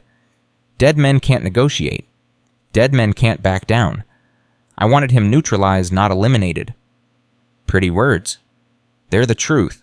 Ask Big Mike. He's been tracking Crusher's moves for weeks. He knows the whole plan. Razor's eyes flickered. Big Mike came to me this morning. He said the same thing. Then you know I'm telling the truth. I know Big Mike believes he's telling the truth. That doesn't mean he's right. What would it take to convince you? Razor smiled coldly. Jimmy Sands. If he confirms what you're saying, I'll believe you. Jimmy's in solitary. I know. That's why I'm going to need your help getting to him. Marcus felt the trap closing around him. What kind of help? Your friend Martinez. He's got access to solitary. He can get Jimmy out long enough for us to have a conversation. And if Martinez refuses, then your friend Frank here dies. And then you die. And then everyone in your little philosophy club dies. Frank's voice came from the floor, strained but steady. Don't do it, Marcus. Don't compromise Martinez. Razor kicked him in the ribs. Frank doubled over, gasping. Quiet. Marcus felt the rage building again. His hands twitched. His jaw tightened. If I get Jimmy to talk, you let Frank go. You leave my people alone. If Jimmy confirms your story, yes. And if he doesn't, Razor shrugged, then I guess we find out if the Shaolin kid is as good as everyone says. Marcus made his decision in a heartbeat.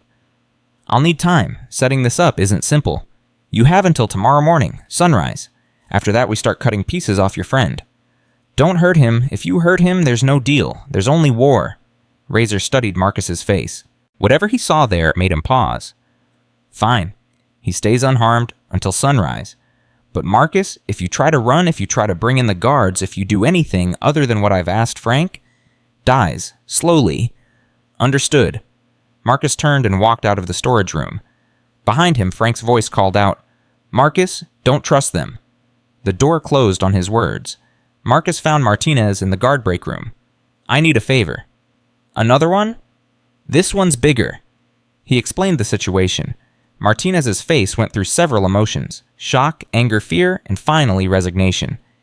You're asking me to remove a prisoner from solitary confinement. That's a federal crime. I'm asking you to save lives. Frank's life. My life. The lives of everyone who gets caught in the crossfire if this thing blows up. And if I say no, then Frank dies tomorrow morning, and I go to war with the Southside Kings, and this prison becomes a bloodbath. Martinez was quiet for a long time. There's another way. What? Jimmy Sands isn't the only person who knows the truth. Crusher ordered the hit. That means Crusher talked to people, made arrangements, left a trail. We don't have time to follow a trail. Razor gave me until sunrise. Maybe we don't need to follow it. Maybe we just need to make Crusher think we already have. Marcus leaned forward. What do you mean? Crusher's paranoid. He's been paranoid since you broke his arm. He's got people watching everything, reporting everything. What if we let him overhear something that makes him panic? Such as Jimmy Sands agreeing to testify, such as the warden launching a formal investigation, such as evidence being gathered that ties Crusher directly to Diablo's murder. But none of that is true. Doesn't matter. If Crusher believes it's true, he'll do something stupid. He'll try to eliminate Jimmy before Jimmy can talk. And when he does, he'll expose himself. Marcus thought about this. You're talking about setting a trap. I'm talking about using Crusher's fear against him, the same way he's been using everyone else's fear against them. It could work. It has to work, because the alternative is war. By midnight, the trap was set. Martinez had arranged for a guard loyal to Crusher to overhear a conversation about Jimmy Sands agreeing to cooperate with investigators. The guard reported to Crusher within minutes. Now they waited. Marcus sat in his cell, unable to sleep, unable to rest. Frank was still being held by the Kings. Every minute that passed was another minute his friend was in danger. At 3 a.m., the prison alarm started screaming. Marcus was on his feet instantly. What's happening? The loudspeaker crackled. All inmates remain in your cells. Lockdown protocol in effect. Martinez appeared at Marcus's cell door 5 minutes later, breathing hard. It worked. Crusher sent 2 of his guys to solitary to kill Jimmy, but we were ready. We caught them in the act.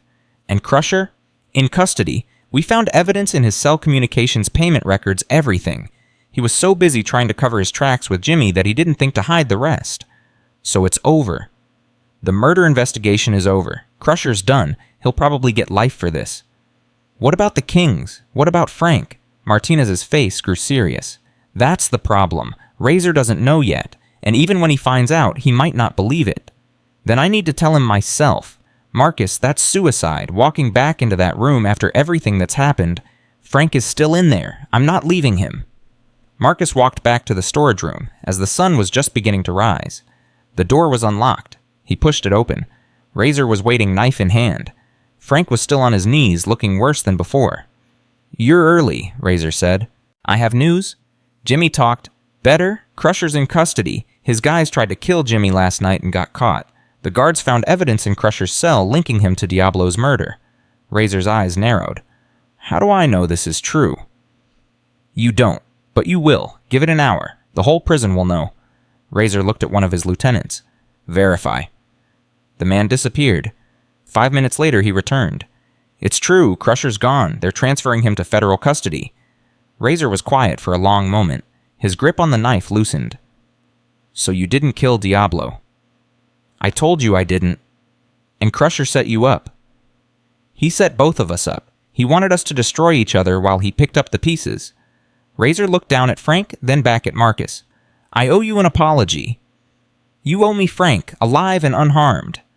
Razor cut Frank's zip ties himself. The old soldier struggled to his feet, Marcus helping him stay upright. We good? Marcus asked. Razor extended his hand. We're good, but Marcus, this doesn't make us friends. It just makes us not enemies, for now. Marcus shook his hand. For now is enough. He helped Frank out of the storage room. The old man was limping badly, holding his ribs. You came back for me, Frank said. You walked into a room full of people who wanted to kill you, and you came back for me. You would have done the same. Damn right I would have.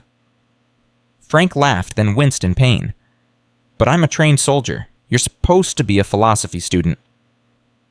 The philosophy says that true strength serves others. You're my friend, Frank. Leaving you wasn't an option. They walked slowly back toward the main blocks. Around them, the prison was waking up to a new reality. Crusher was gone. Diablo was dead. The power structures that had governed Blackstone for years were crumbling. And in the chaos, something new was emerging. 3 days later, Warden Hayes called Marcus to his office again. Sit down, Webb. Marcus sat. You've had quite a week. Yes, sir. Crusher's been transferred. The Iron Reich is leaderless. The Southside Kings are reorganizing under new leadership, and somehow in the middle of all this chaos, your philosophy club has grown to 53 members. 61, sir. We added 8 new people yesterday. Hayes stared at him. You're not even trying to hide it anymore. With respect, sir, there's nothing to hide. We read books, we practice meditation, we support each other through difficult times. You've created the largest inmate organization in this prison's history. We've created a community. There's a difference. Hayes leaned back in his chair. The governor's office called again this morning. About the violence statistics? About you. Apparently that reporter from the Chronicle published an article. She called you the conscience of Blackstone. She described your philosophy club as a revolutionary approach to prison rehabilitation. Marcus said nothing. The article has been shared over 100,000 times. There are state legislators asking questions. Prison reform advocates are calling for investigations. You've become famous, Webb. I didn't ask for fame. Fame doesn't ask permission. Hayes' voice hardened. But here's what you need to understand. Fame makes you a target. Not just from the inmates who don't like what you represent, but from people in positions of power who feel threatened by change. Are you threatening me, sir? I'm warning you. There are people who've built careers on maintaining the status quo. People who benefit from the way things have always been. They're not going to let a 17-year-old kid with a philosophy club destroy everything they've built. What would you suggest I do? I'd suggest you keep your head down. Stop talking to reporters. Stop growing your organization. Let things settle. And let things go back to the way they were. Things were stable the way they were. Things were broken the way they were. Men were being destroyed. Lives were being wasted. The system was designed to punish, not rehabilitate. That's not your problem to solve. Marcus stood up slowly. With respect, sir, I disagree. Webb. I've still got 4 months left on my sentence. 4 months to show that things can be different, that men who enter this prison don't have to leave worse than they came in. And after 4 months, what then? Marcus met the warden's eyes. Then I go home, and I start working to change things from the outside. You think you can change the prison system? I think I have to try. Hayes shook his head slowly. You're either going to change the world or get crushed by it. Maybe both. Get out of my office, Webb, and try not to start any more revolutions before lunch. That night, Marcus called his father. How are you, son? I'm okay, Dad. Better than okay, actually. I've been reading about you. That article in the Chronicle your mother cried when she saw it. Good crying or bad crying? Good crying. She's proud of you. We both are. Marcus felt something warm spread through his chest. I'm proud of me too, Dad. For the first time in a while. What's changed? I stopped trying to just survive. I started trying to make a difference. That's what the monks taught you. Yeah. I guess it finally sank in. David Webb was quiet for a moment. When you were 5 years old and I put you on that plane to China, I thought I was preparing you to protect yourself. I thought I was making sure you'd never be a victim. You were. But I think I was wrong about what that meant. I thought protection was about fighting, about being strong enough to defeat any enemy. It's not. No, protection is about community. About building something worth protecting. About making other people strong so they can protect each other. Marcus smiled. You should have been a monk, Dad. Maybe in my next life. In this one, I'm just a hardware store owner who got lucky with his son. I love you, Dad. I love you too, son. Come home soon. 4 more months. We'll be waiting. Marcus hung up the phone and walked back to his cell. Frank was there, his ribs wrapped in bandages, but his spirits high. How's the family? Good, proud. As they should be. Frank shifted on his bunk. Marcus, I've been thinking. About what? About what happens after you leave. The philosophy club, the community we've built, what happens to it when you're gone? It keeps going, Wilson can lead, Robert can teach, you can provide security. That's not what I mean. We've built something special here, something that actually works, but it only works because you're at the center of it. When you leave, it has to be bigger than me. It has to survive without me. How do we make that happen? Marcus was quiet for a long moment. We document everything, the techniques, the philosophy, the organizational structure. We create a system that can be taught, replicated, expanded. Like a manual. Like a legacy, something that outlasts any single person. Frank nodded slowly. I know some people on the outside, academics, researchers, people who study prison reform. If we could get our methods documented, peer-reviewed, published, then it wouldn't just be about Blackstone anymore. It would be about every prison, every correctional facility in the country. Marcus felt something shift inside him. Something bigger than survival. Bigger than self-protection. Bigger than anything he'd imagined when he first walked through those iron gates. Let's do it, he said. Let's change everything. 2 weeks passed faster than Marcus expected. The documentation project consumed every spare moment. Frank worked with his outside contacts to arrange academic collaboration. Robert organized the educational materials. Wilson coordinated with philosophy club members to gather testimonies and case studies. But Marcus knew they were running out of time. His release date was approaching. 63 days. Less than 2 months to transform what they'd built into something permanent, and their enemies weren't finished. The first sign of trouble came on a Tuesday morning. Marcus was leading a meditation session in the laundry room when Carlos burst through the door, his face white with fear. They found out. Who found out what? The administration. Someone told them about our documentation project, about the academic contacts, about everything. Marcus felt his stomach drop. How do you know? Tommy overheard 2 guards talking. The warden's office is launching an investigation. They're saying we're planning something. Something dangerous. Frank stepped forward. That's impossible. Everything we're doing is legal. Documentation, education, peer support, none of that violates prison rules. They don't care about rules, Carlos said. They care about control, and we're threatening their control. Marcus thought quickly. Who told them? Who leaked the information? I don't know, but Marcus, they're coming, right now. They're searching cells, confiscating materials, interviewing people. As if on cue, the prison alarm started blaring. The next 6 hours were chaos. Guards swept through every block, tearing apart cells, confiscating books, journals, notebooks. Philosophy club members were pulled into interrogation rooms one by one. Marcus waited in his cell, watching through the bars as officers carried away boxes of materials. Martinez appeared briefly, his face grim. I can't stop this. It's coming from above my pay grade. Who ordered it? Deputy Warden Collins. He's been looking for an excuse to shut you down for weeks. Collins, I've never even met him. That's the point. Hayes might have mixed feelings about you, but Collins is old school. He thinks inmates should be broken, not rehabilitated. Your success threatens everything he believes in. What do we do?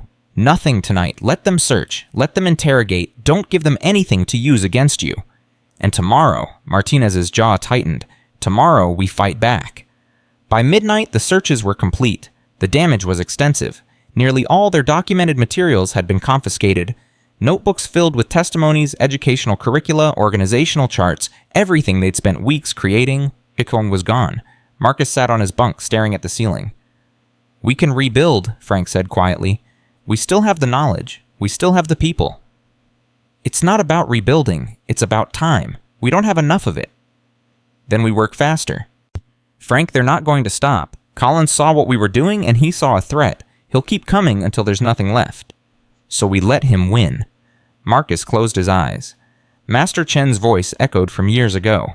"When the enemy attacks your strength, redirect. When they attack your weakness, transform it into strength. The warrior who cannot adapt is already defeated." "No," Marcus said finally. "We don't let him win. We change the game." "How can—" "They took our documents. They can't take our people. They can't take what's in our heads." "What are you thinking?" Marcus sat up slowly. "The reporter, Sarah Chen. She's already written one article. What if we gave her a bigger story?" "What kind of story?" "The real story. Not just about the philosophy club.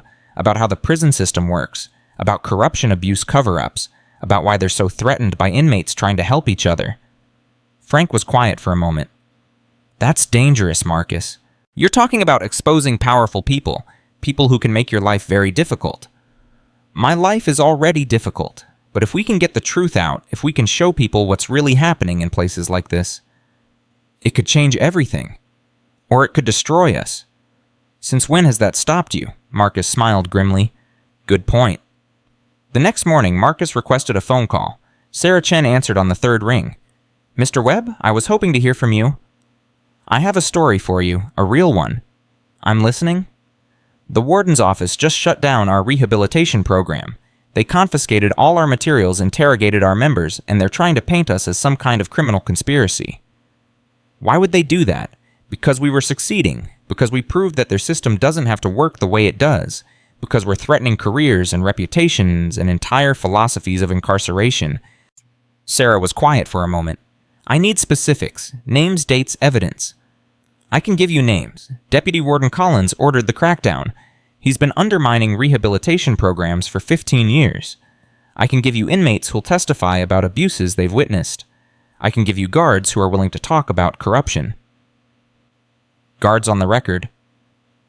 "Some of them. The honest ones who are tired of watching the system destroy people." "This is big, Marcus. If what you're saying is true, it's not just a local story. It's systemic." "That's the point. It's not about Blackstone. It's about every prison in this country. About how we treat the people we lock up. About whether we want punishment or rehabilitation." "When can we talk more? I'll have Frank reach out to set up a meeting. But Sarah, be careful. The people we're exposing don't play fair." "Neither do I." The fallout came faster than expected. 3 days after his call with Sarah, Marcus was summoned to Deputy Warden Collins' office. He'd never met Collins before. The man was in his late 50s with a face that looked like it had been carved from stone. Cold eyes, thin lips, the posture of someone who'd spent his whole life wielding power over others. "Sit down, Webb." Marcus sat. "I've been reading about you, the Shaolin kid, the philosophy teacher, the prison reformer." Collins' voice dripped with contempt. "You've made quite a name for yourself." "I'm just trying to serve my time, sir." "Don't insult my intelligence. I know exactly what you're doing. You're building an army. You're undermining institutional authority. You're talking to reporters about things that are none of your business." "I'm building a support community. I'm teaching meditation, ruse, and self-improvement. I'm exercising my First Amendment rights." "Your rights?" Collins laughed coldly. "You're a convicted felon, Webb. Your rights are whatever I say they are." "With respect, sir, that's not how the law works." "The law?" Collins stood and walked around his desk. "Let me tell you something about the law. The law says I can transfer you to any facility in the state. The law says I can put you in solitary confinement for disciplinary reasons. The law says I can make your remaining 60 days feel like 60 years. Are you threatening me? I'm explaining reality. You've been playing a game you don't understand. You think because you can fight because you've got some reporter interested in your story that you have power, but you don't. I have power, and I'm going to use it." Marcus met Collins' eyes without flinching. "Deputy Warden, I've faced men who wanted to kill me. I've faced men who wanted to break me. I've faced men who thought they could threaten and intimidate their way to victory. They all failed. I'm not some prison thug, Webb. No, you're worse. Prison thugs are honest about what they are. You hide behind a badge and a title and pretend you're serving justice, but you're not. You're serving yourself. Collins's face went red with rage. You're going to regret saying that. Maybe, but I'm going to say it anyway, because someone needs to. That night, Marcus was transferred to solitary confinement. The official reason was inciting unrest. The real reason was that Collins wanted him silenced, isolated, broken. The cell was 8 feet by 10 feet. Concrete walls, a metal bed bolted to the floor, a toilet with no privacy, a single light that never turned off. Marcus sat cross-legged on the bed and began to meditate. The monks had prepared him for this. Hours of isolation, days of silence, the psychological warfare of being alone with nothing but your own thoughts. Most people broke in solitary. Their minds turned against them, creating fears and doubts that ate away at their sanity. But Marcus wasn't most people. He'd spent years in silent meditation. He'd learned to find peace in stillness, strength in isolation, clarity in emptiness. The first day passed slowly. The second day, Marcus began practicing forms in the tiny space. Modified movements adapted to the confined area. Breathing exercises that kept his body and mind sharp. The third day, Martinez found a way to visit. How are you holding up? I've had worse accommodations. Collins is pushing for an extension. He wants to keep you in here until your release date. Can he do that? He's trying, but there's something else you should know. What? Sarah Chen published her article this morning, front page of the Chronicle. She named Collins directly, quoted 3 guards on the record about corruption and abuse. The governor's office is demanding an investigation. Marcus felt a surge of hope. It worked. It worked too well. Collins is panicking. He knows his career is over if the investigation goes forward, which makes him dangerous. How dangerous? Martinez hesitated. There's talk of an accident, something that happens before you can testify. An accident. Marcus, I'm serious. Collins has connections, people who owe him favors, people who wouldn't mind seeing you disappear. I'm in solitary confinement. How would anyone get to me? A fire, a medical emergency, a transfer that goes wrong. There are ways. Marcus processed this information. He'd faced violence before. He'd faced death. But this was different. This was calculated elimination by people with power and resources. What do I do? I'm working on getting you out of solitary. The investigation into Collins is putting pressure on everyone. But until then, stay alert. Don't eat anything that doesn't come sealed. Don't go anywhere with guards you don't recognize. Thank you, Martinez. Don't thank me yet. We're not out of this. On day 5, they came for him. 3 guards Marcus didn't recognize appeared at his cell door at 2 a.m. Transfer order, get up. Marcus didn't move. I want to see the paperwork. You don't get to make demands. Get up. I want to speak to Officer Martinez. Martinez isn't here. Move. Marcus assessed the situation. 3 men, confined space, no witnesses. This was it. The accident Martinez had warned him about. He stood slowly, his body already shifting into a state of readiness. Where are we going? Medical wing, routine checkup. At 2 a.m. Stop asking questions. They led him down empty corridors. The prison was silent. Too silent. Marcus counted steps, memorized turns, tracked exit routes. When they reached a junction far from any occupied areas, the guards stopped. This is good, one of them said. Marcus moved first. The monk who taught him close-quarters combat had been specific about situations like this. When you're outnumbered and surrounded, don't wait for them to attack. Strike first. Strike hard. End it fast. His elbow connected with the first guard's temple. The man dropped without a sound. The second guard reached for his baton. Marcus grabbed his wrist twisted and drove his palm into the man's solar plexus. Down. The third guard backed up, pulling a taser from his belt. Stop, I'll drop you. Marcus didn't stop. He moved low under the taser's line of fire and swept the guard's legs out from under him. Before the man could recover, Marcus's hand was on his throat. Who sent you? I don't. Marcus pressed harder. Who sent you? Collins sent us. Please, I was just following orders. Where were you taking me? Basement. There's a storage room. It was supposed to look like you tried to escape. Who else knows about this? Just Collins. He said if we did this, he'd make sure we were protected. Marcus released his grip. The guard gasped for air. You're going to deliver a message to Collins for me. What message? Tell him I'm done playing defense. Tell him that everything he's ever done is about to come out. Tell him that if anything happens to me or to anyone in my community, there are people on the outside who have instructions to release information that will destroy him. Is that true? He'll find out if he tries anything else."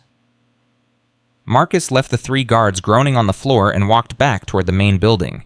He needed to find Martinez. He needed to expose what had just happened, and he needed to make sure Collins couldn't try again.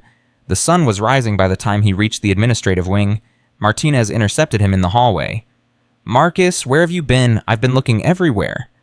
"Collins tried to have me killed. 3 guards, fake transfer. They were taking me to a basement room." Martinez's face went pale. "Are you okay?" "I'm fine. They're not. I need you to document this. Get statements from those guards before Collins can get to them." "I'll handle it, but Marcus, the investigation into Collins just accelerated. The governor's office is sending people. They'll be here tomorrow." "Tomorrow?" Sarah's article lit a fire. There are state legislators involved now, prison reform advocates, civil rights organizations. Collins is finished, he just doesn't know it yet. He knows something. That's why he tried to eliminate me tonight. Then we need to move fast. Get you out of solitary, get your testimony on record, get everything documented before he can destroy evidence. What about the philosophy club? What about my people? Frank's been holding things together. They're scared, but they're not broken. Marcus felt a wave of gratitude.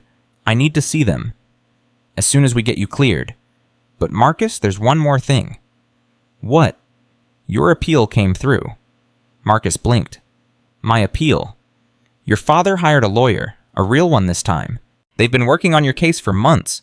The judge who sentenced you, turns out he had a conflict of interest. His nephew was one of the guys you defended your sister against. I knew that. But now there's proof. Records of communication between the judge and the prosecutor. Evidence of coordination to ensure your conviction. It's enough to overturn everything. Marcus felt the world tilt slightly. What does that mean? It means your conviction is about to be vacated. It means you could be out of here in days instead of weeks. Days.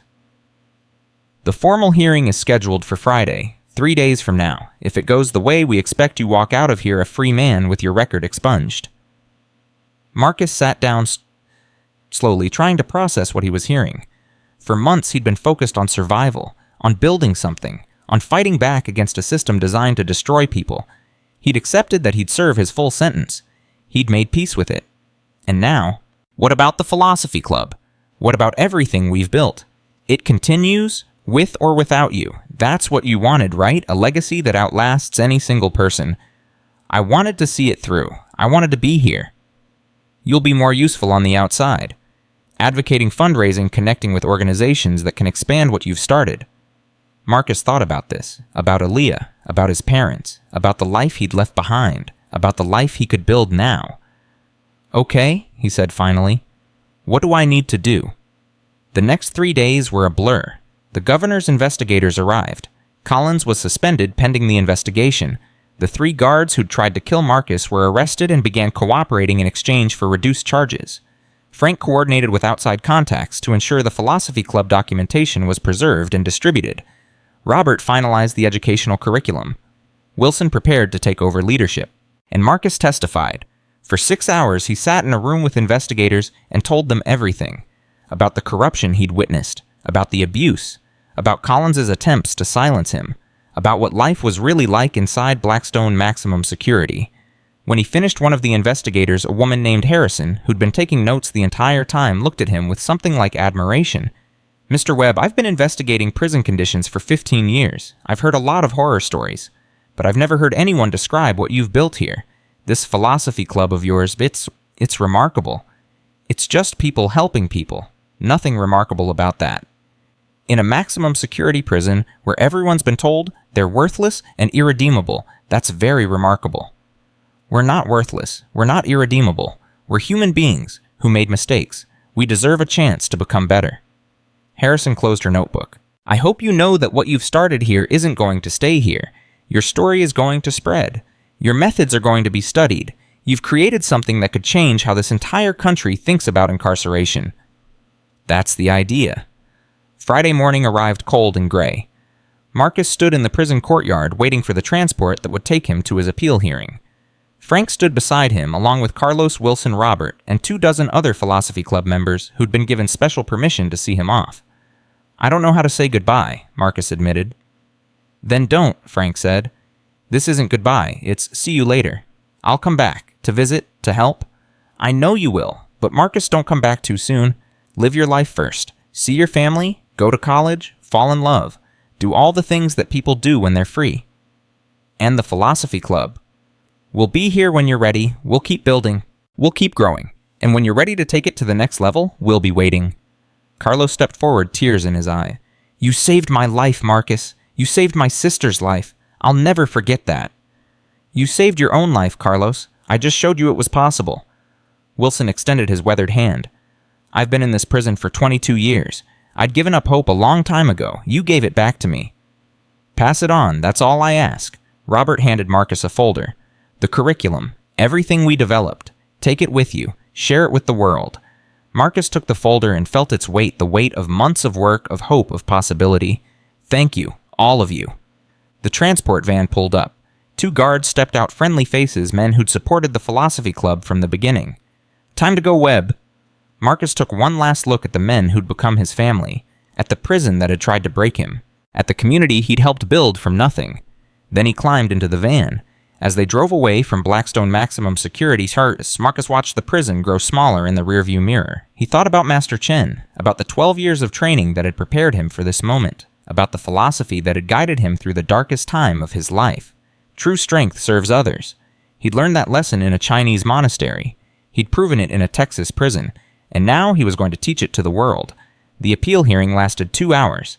The judge reviewed the evidence, the conflicts of interest, the prosecutorial misconduct, the clerical errors that had sent a 17-year-old boy to maximum security. When she delivered her ruling, her voice was heavy with something that sounded like anger. Mr. Webb, this court finds that your original conviction was fundamentally compromised by misconduct and prejudice. Your conviction is hereby vacated. Your record is expunged. You are free to go. Marcus heard the words but couldn't quite believe them. Free. After everything he'd been through. After fighting every day just to survive. After building something that mattered in a place designed to destroy people. Free. His father was waiting outside the courthouse. David Webb's face was a mixture of pride and relief and overwhelming love. Welcome home, son. Marcus embraced his father for the first time in months. I'm sorry, Dad, for everything you went through, for everything the family went through because of me.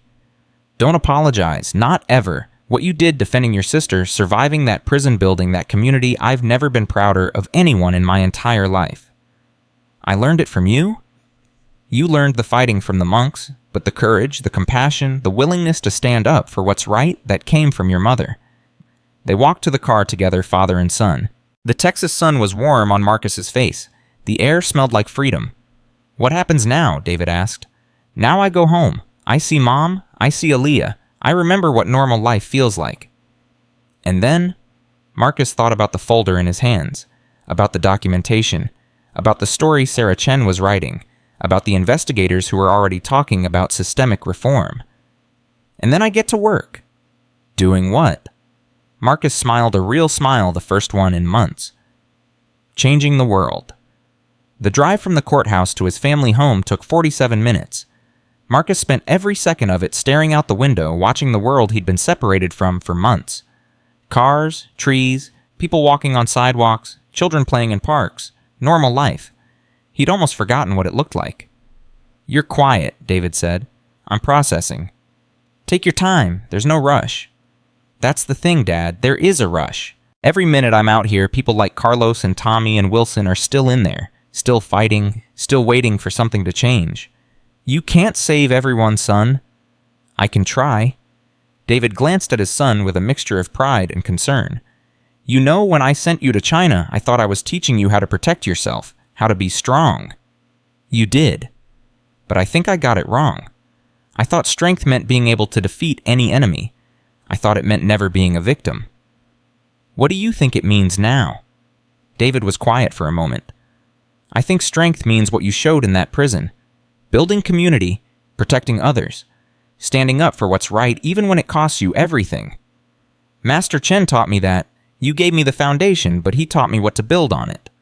Smart man that, Master Chen. The smartest. They pulled into the driveway of the Webb family home. It looked exactly the same as Marcus remembered a modest house in a quiet Houston neighborhood. Nothing special to most people. To Marcus, it looked like heaven. The front door flew open before he could even unbuckle his seatbelt.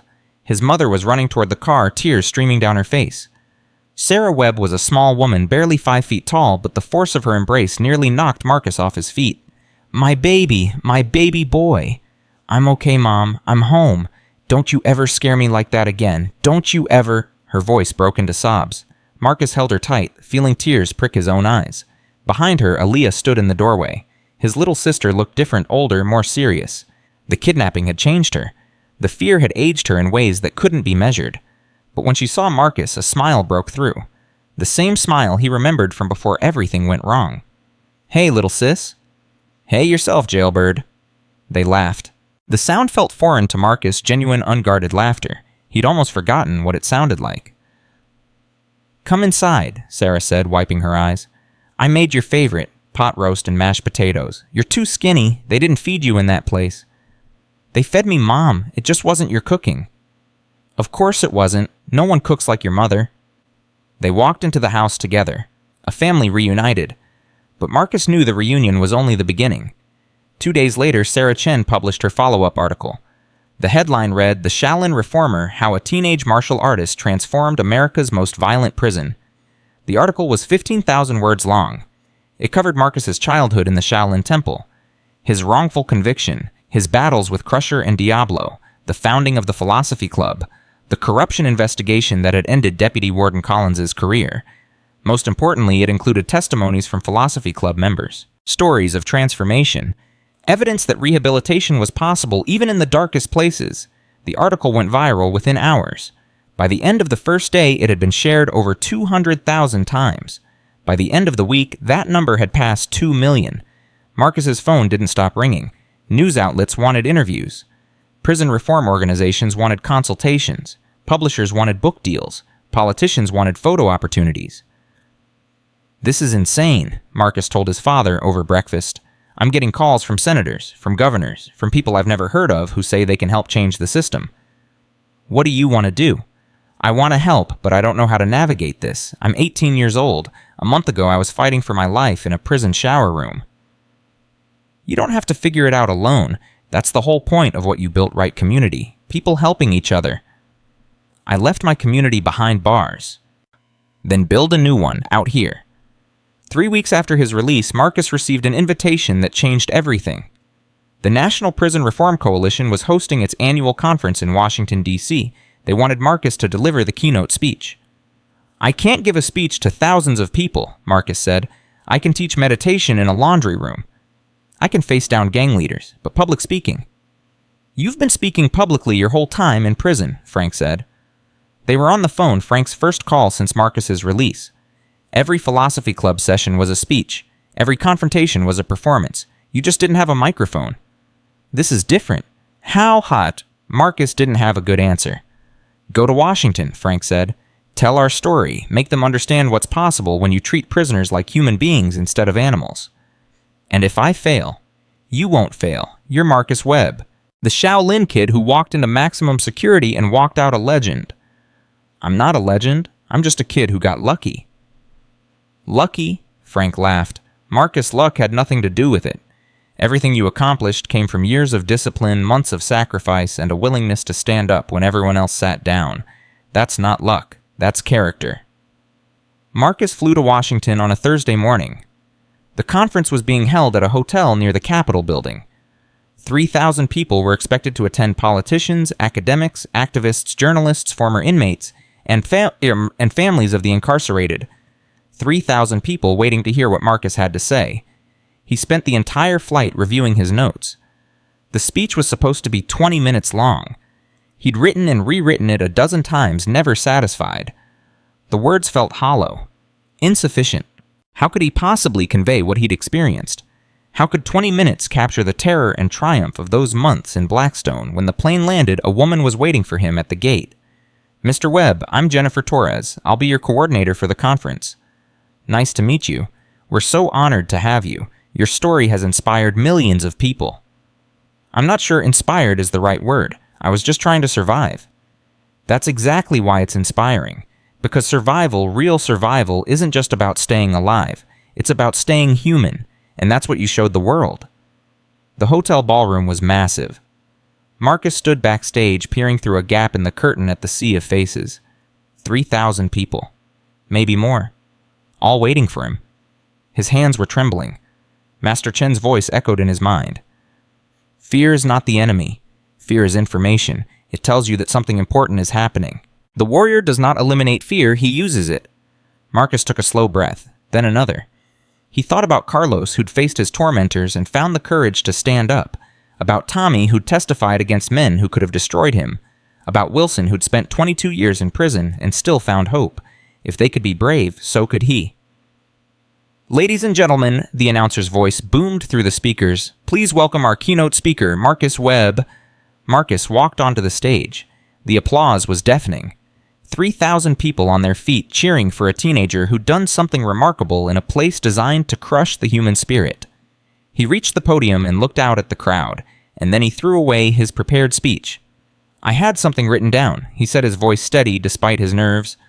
A lot of statistics, a lot of policy recommendations, a lot of carefully constructed arguments about why prison reform matters. He paused. But I'm going to tell you a story instead, because stories are what change hearts, and hearts are what change systems. He told them about arriving at Blackstone, about the fear he'd felt despite all his training, about Crusher's hand around his throat and the choice he'd made in that moment. He told them about Carlos, about the terror in the young man's eyes when he'd described the threats against his sister, about watching that terror transform into courage over weeks of patient work.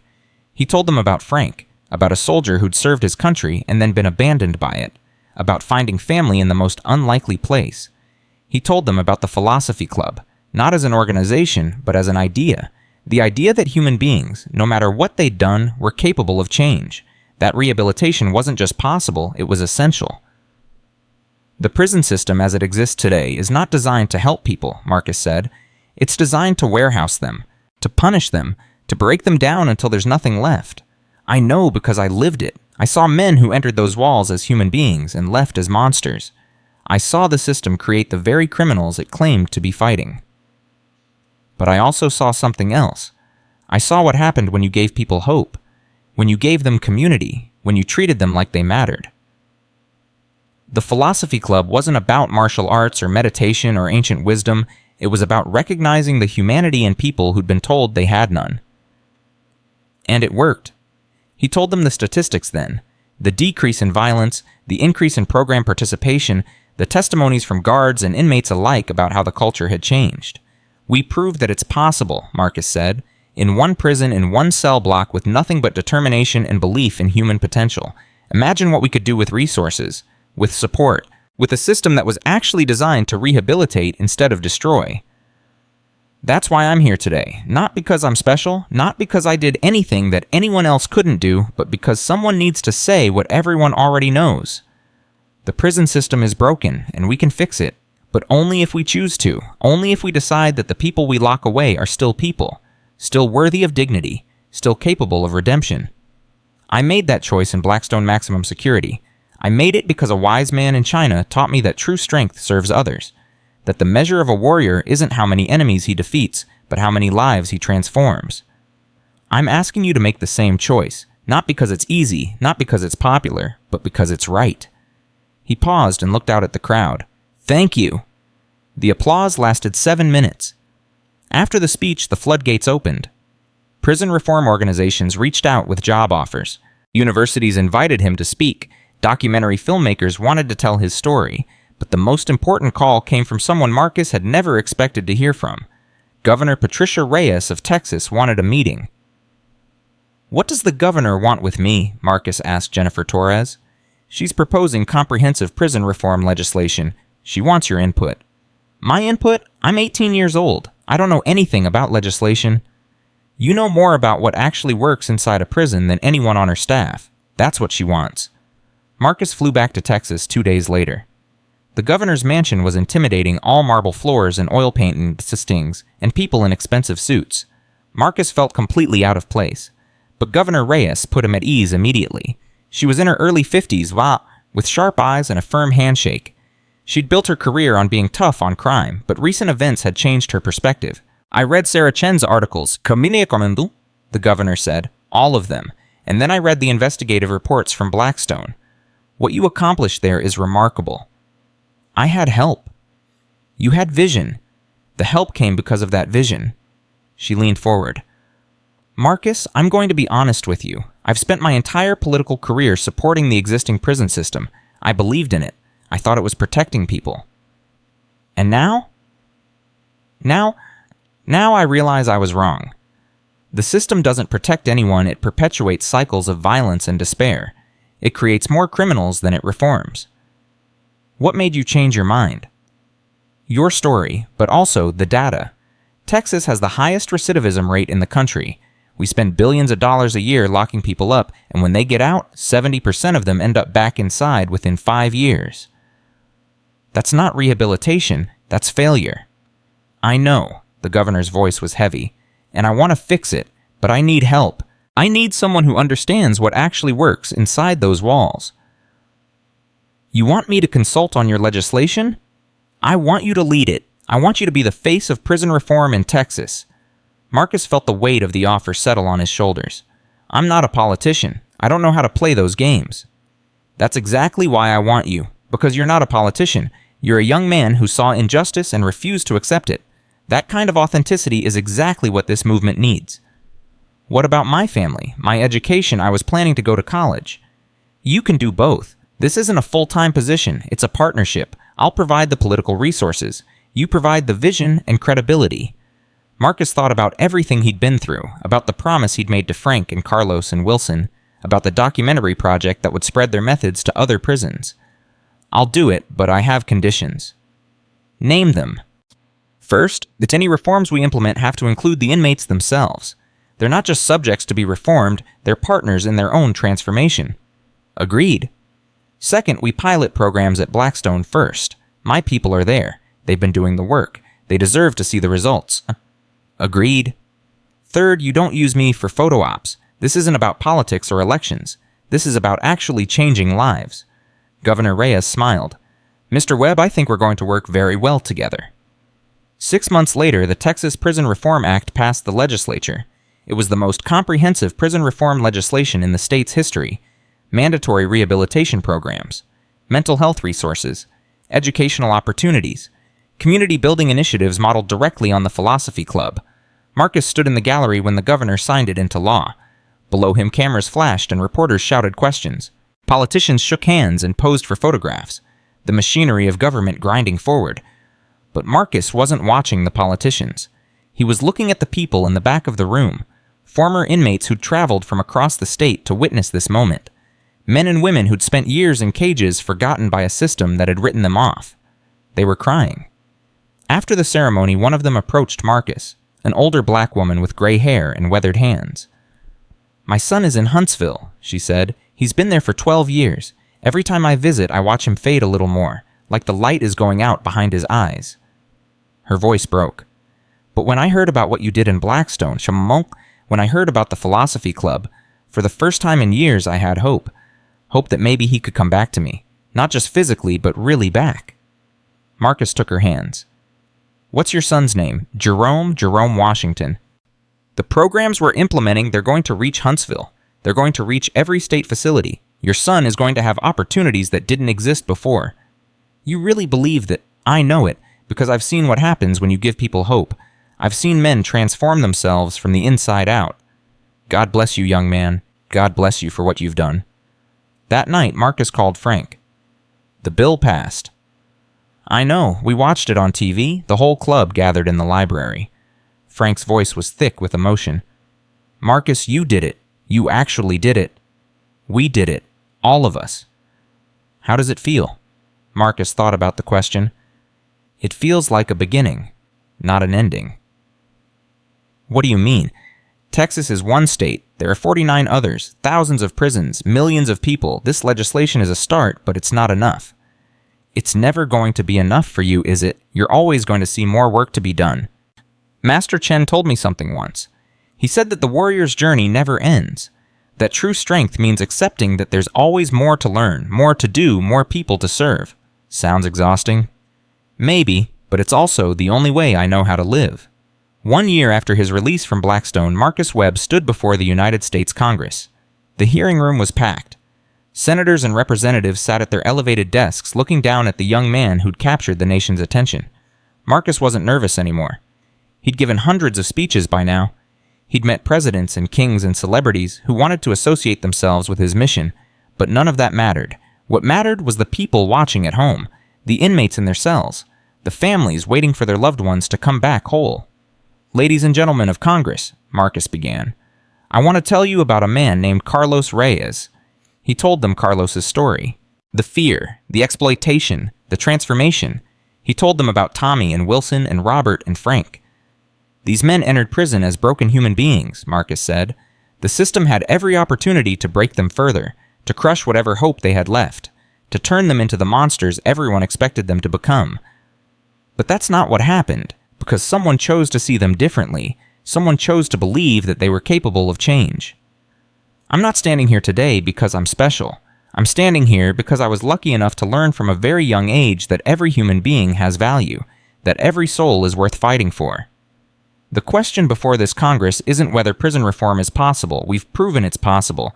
In Texas and California, in 12 other states that have now implemented programs based on the Philosophy Club model. The question is whether you have the courage to commit to it, not just with speeches and photo opportunities, but with funding and legislation and the political will to challenge a system that profits from human suffering. I've been in the darkness. I've seen what happens when we abandon people to cages and call it justice, but I've also seen what happens when we light a candle, when we choose hope over despair, when we remember that the people we lock away are still people. The choice is yours. The consequences belong to all of us. The Federal Prison Reform Act passed 9 months later. It was imperfect, compromised, watered down by politicians who cared more about appearing tough than about actually solving problems. But it was progress. Marcus didn't stop. He founded the Webb Foundation for Prison Reform, funded by donations from people who'd been moved by his story. He partnered with universities to study rehabilitation methods. He trained counselors and advocates who carried the Philosophy Club's principles to facilities across the country. Every week he received letters from inmates who'd been touched by the programs he'd helped create. Stories of transformation, stories of hope. And every month he visited Blackstone. The prison was different now. The violence was down. The programs were thriving. The Philosophy Club had grown to over 200 members, led by Wilson Davis, who'd finally been granted parole after 23 years. On one visit, Marcus found Carlos Reyes waiting for him at the gate. Carlos had been released 6 months earlier. He'd enrolled in community college. He was studying to become a social worker. "I wanted you to see this," Carlos said, holding out a piece of paper. It was a letter from Carlos's sister, Maria. She'd graduated high school at the top of her class. She'd been accepted to the University of Texas. "She wrote a college essay about you," Carlos said. "About what you did for our family. The admissions committee said it was the most powerful essay they'd ever read." Marcus felt his eyes stinging. "I didn't do anything, Carlos. You did the work. You showed me it was possible. That's everything." 5 years after his release from Blackstone, Marcus Webb received an invitation to return to China. Master Chen was dying. The old monk had been sick for months. His disciples had tried to keep it quiet, but word had reached Marcus through the network of former students who'd spread across the world. Marcus flew to China immediately. The Shaolin temple looked exactly as he remembered. The same ancient buildings, the same mountain air, the same sense of timelessness that had shaped his childhood. Master Chen was in his quarters, propped up on cushions, his weathered face peaceful despite the illness consuming his body. "Little Storm," the old monk said, using the nickname he'd given Marcus decades ago. "You came." "Of course I came. I've been watching your journey, from far away, but watching." Master Chen smiled. "You've done well. I learned from the best. You learned from many teachers. I was only one of them. You were the most important one." Master Chen reached out and took Marcus's hand. His grip was weak, but his eyes were still sharp. "Do you remember what I told you before you left, about the choice between comfort and duty?" "I remember. You chose the difficult path, the path that leads to peace for many instead of peace for yourself alone." "I tried to." "You succeeded. Not completely, no one ever succeeds completely, but enough. Enough to change things, enough to matter." Marcus felt tears running down his face. What do I do now? There's still so much work to be done. There will always be work to be done. That is the nature of existence. Suffering persists. Injustice endures. The strong prey on the weak. Then how do I keep going? Master Chen squeezed his hand. You remember why you started. You remember the people you've helped. You remember that every life you touch touches others in turn. The ripples. Yes, the ripples. You threw a stone into the water, little storm. The ripples are still spreading. They'll spread long after you're gone. I'm not ready to say goodbye to you, Master. No one is ever ready, but goodbye is not an ending, it's a transformation. I will be gone, but what I taught you remains. What you teach others will remain after you. That is immortality. That is legacy. Marcus stayed with Master Chen for 3 days. They talked about philosophy and martial arts and the nature of change. They meditated together just as they had when Marcus was a child. They laughed about old memories and wondered about the future. On the 3rd day, Master Chen closed his eyes and didn't open them again. Marcus sat with his teacher's body for hours, grief and gratitude warring in his heart. Then he stood bowed one final time and walked out into the mountain air. He had work to do. 10 years after his release from Blackstone, Marcus Webb stood on a stage in Stockholm, Sweden. The Nobel Committee had awarded him the Peace Prize for his work in prison reform, the first former inmate in history to receive the honor. His acceptance speech was short. This award doesn't belong to me, Marcus said. It belongs to Carlos Reyes, who found the courage to stand up when standing up seemed impossible. It belongs to Frank Morrison, who taught me that age is no barrier to service. It belongs to Wilson Davis, who spent 23 years in a cage and still believed in the goodness of human beings. It belongs to Master Chen, who showed me what true strength looks like. To my parents, who sacrificed everything to give me the tools I needed. To my sister Aaliyah, whose kidnapping taught me that there is no safety in neutrality. And it belongs to the millions of men and women still behind bars, still waiting for a system that sees them as human beings instead of problems to be warehoused. The work isn't finished. It may never be finished, but we've proven that change is possible, that hope is not naive, that people are not defined by their worst moments. That's all any of us can do: light a candle, throw a stone, create ripples, and trust that the ripples will reach shores we'll never see. After the ceremony, Marcus walked alone through the streets of Stockholm. The city was beautiful in winter. Snow covered the rooftops. Lights glittered in the darkness. He thought about the boy who'd stepped off a bus at Blackstone Maximum Security all those years ago. Skinny, scared, armed with nothing but 12 years of training and a philosophy that most people dismissed as naive. That boy had changed the world. Not alone. Never alone. But he'd been the spark that lit the fire. Marcus looked up at the stars. "Thank you, Master Chen," he whispered. "Thank you for showing me who I could become." The next morning he flew back to America. There was work to be done. There would always be work to be done, and Marcus Webb would keep doing it one life at a time, one ripple at a time, until there was nothing left to give. Because that was what true strength meant. Not the ability to defeat enemies, not the power to dominate others. True strength was the courage to serve, the wisdom to build community, the faith to believe in human potential when the whole world said it was impossible. Marcus Webb had learned that lesson in a Chinese monastery. He'd proven it in a Texas prison, and he'd spent his life teaching it to a world that desperately needed to hear it. The scrawny teenager who'd been thrown into adult prison had become something far more powerful than a martial arts prodigy. He'd become living proof that one person armed with nothing but conviction and compassion could change the course of history. And that proof would endure long after he was gone, rippling outward, through generations touching lives he would never know, building a future he would never see. Because that was the real legacy. Not awards or speeches or legislation. People helping people. Light spreading through darkness. Hope surviving against all odds. Marcus Webb walked into the morning sun ready for whatever came next. The work was never finished, and he wouldn't have it any other way.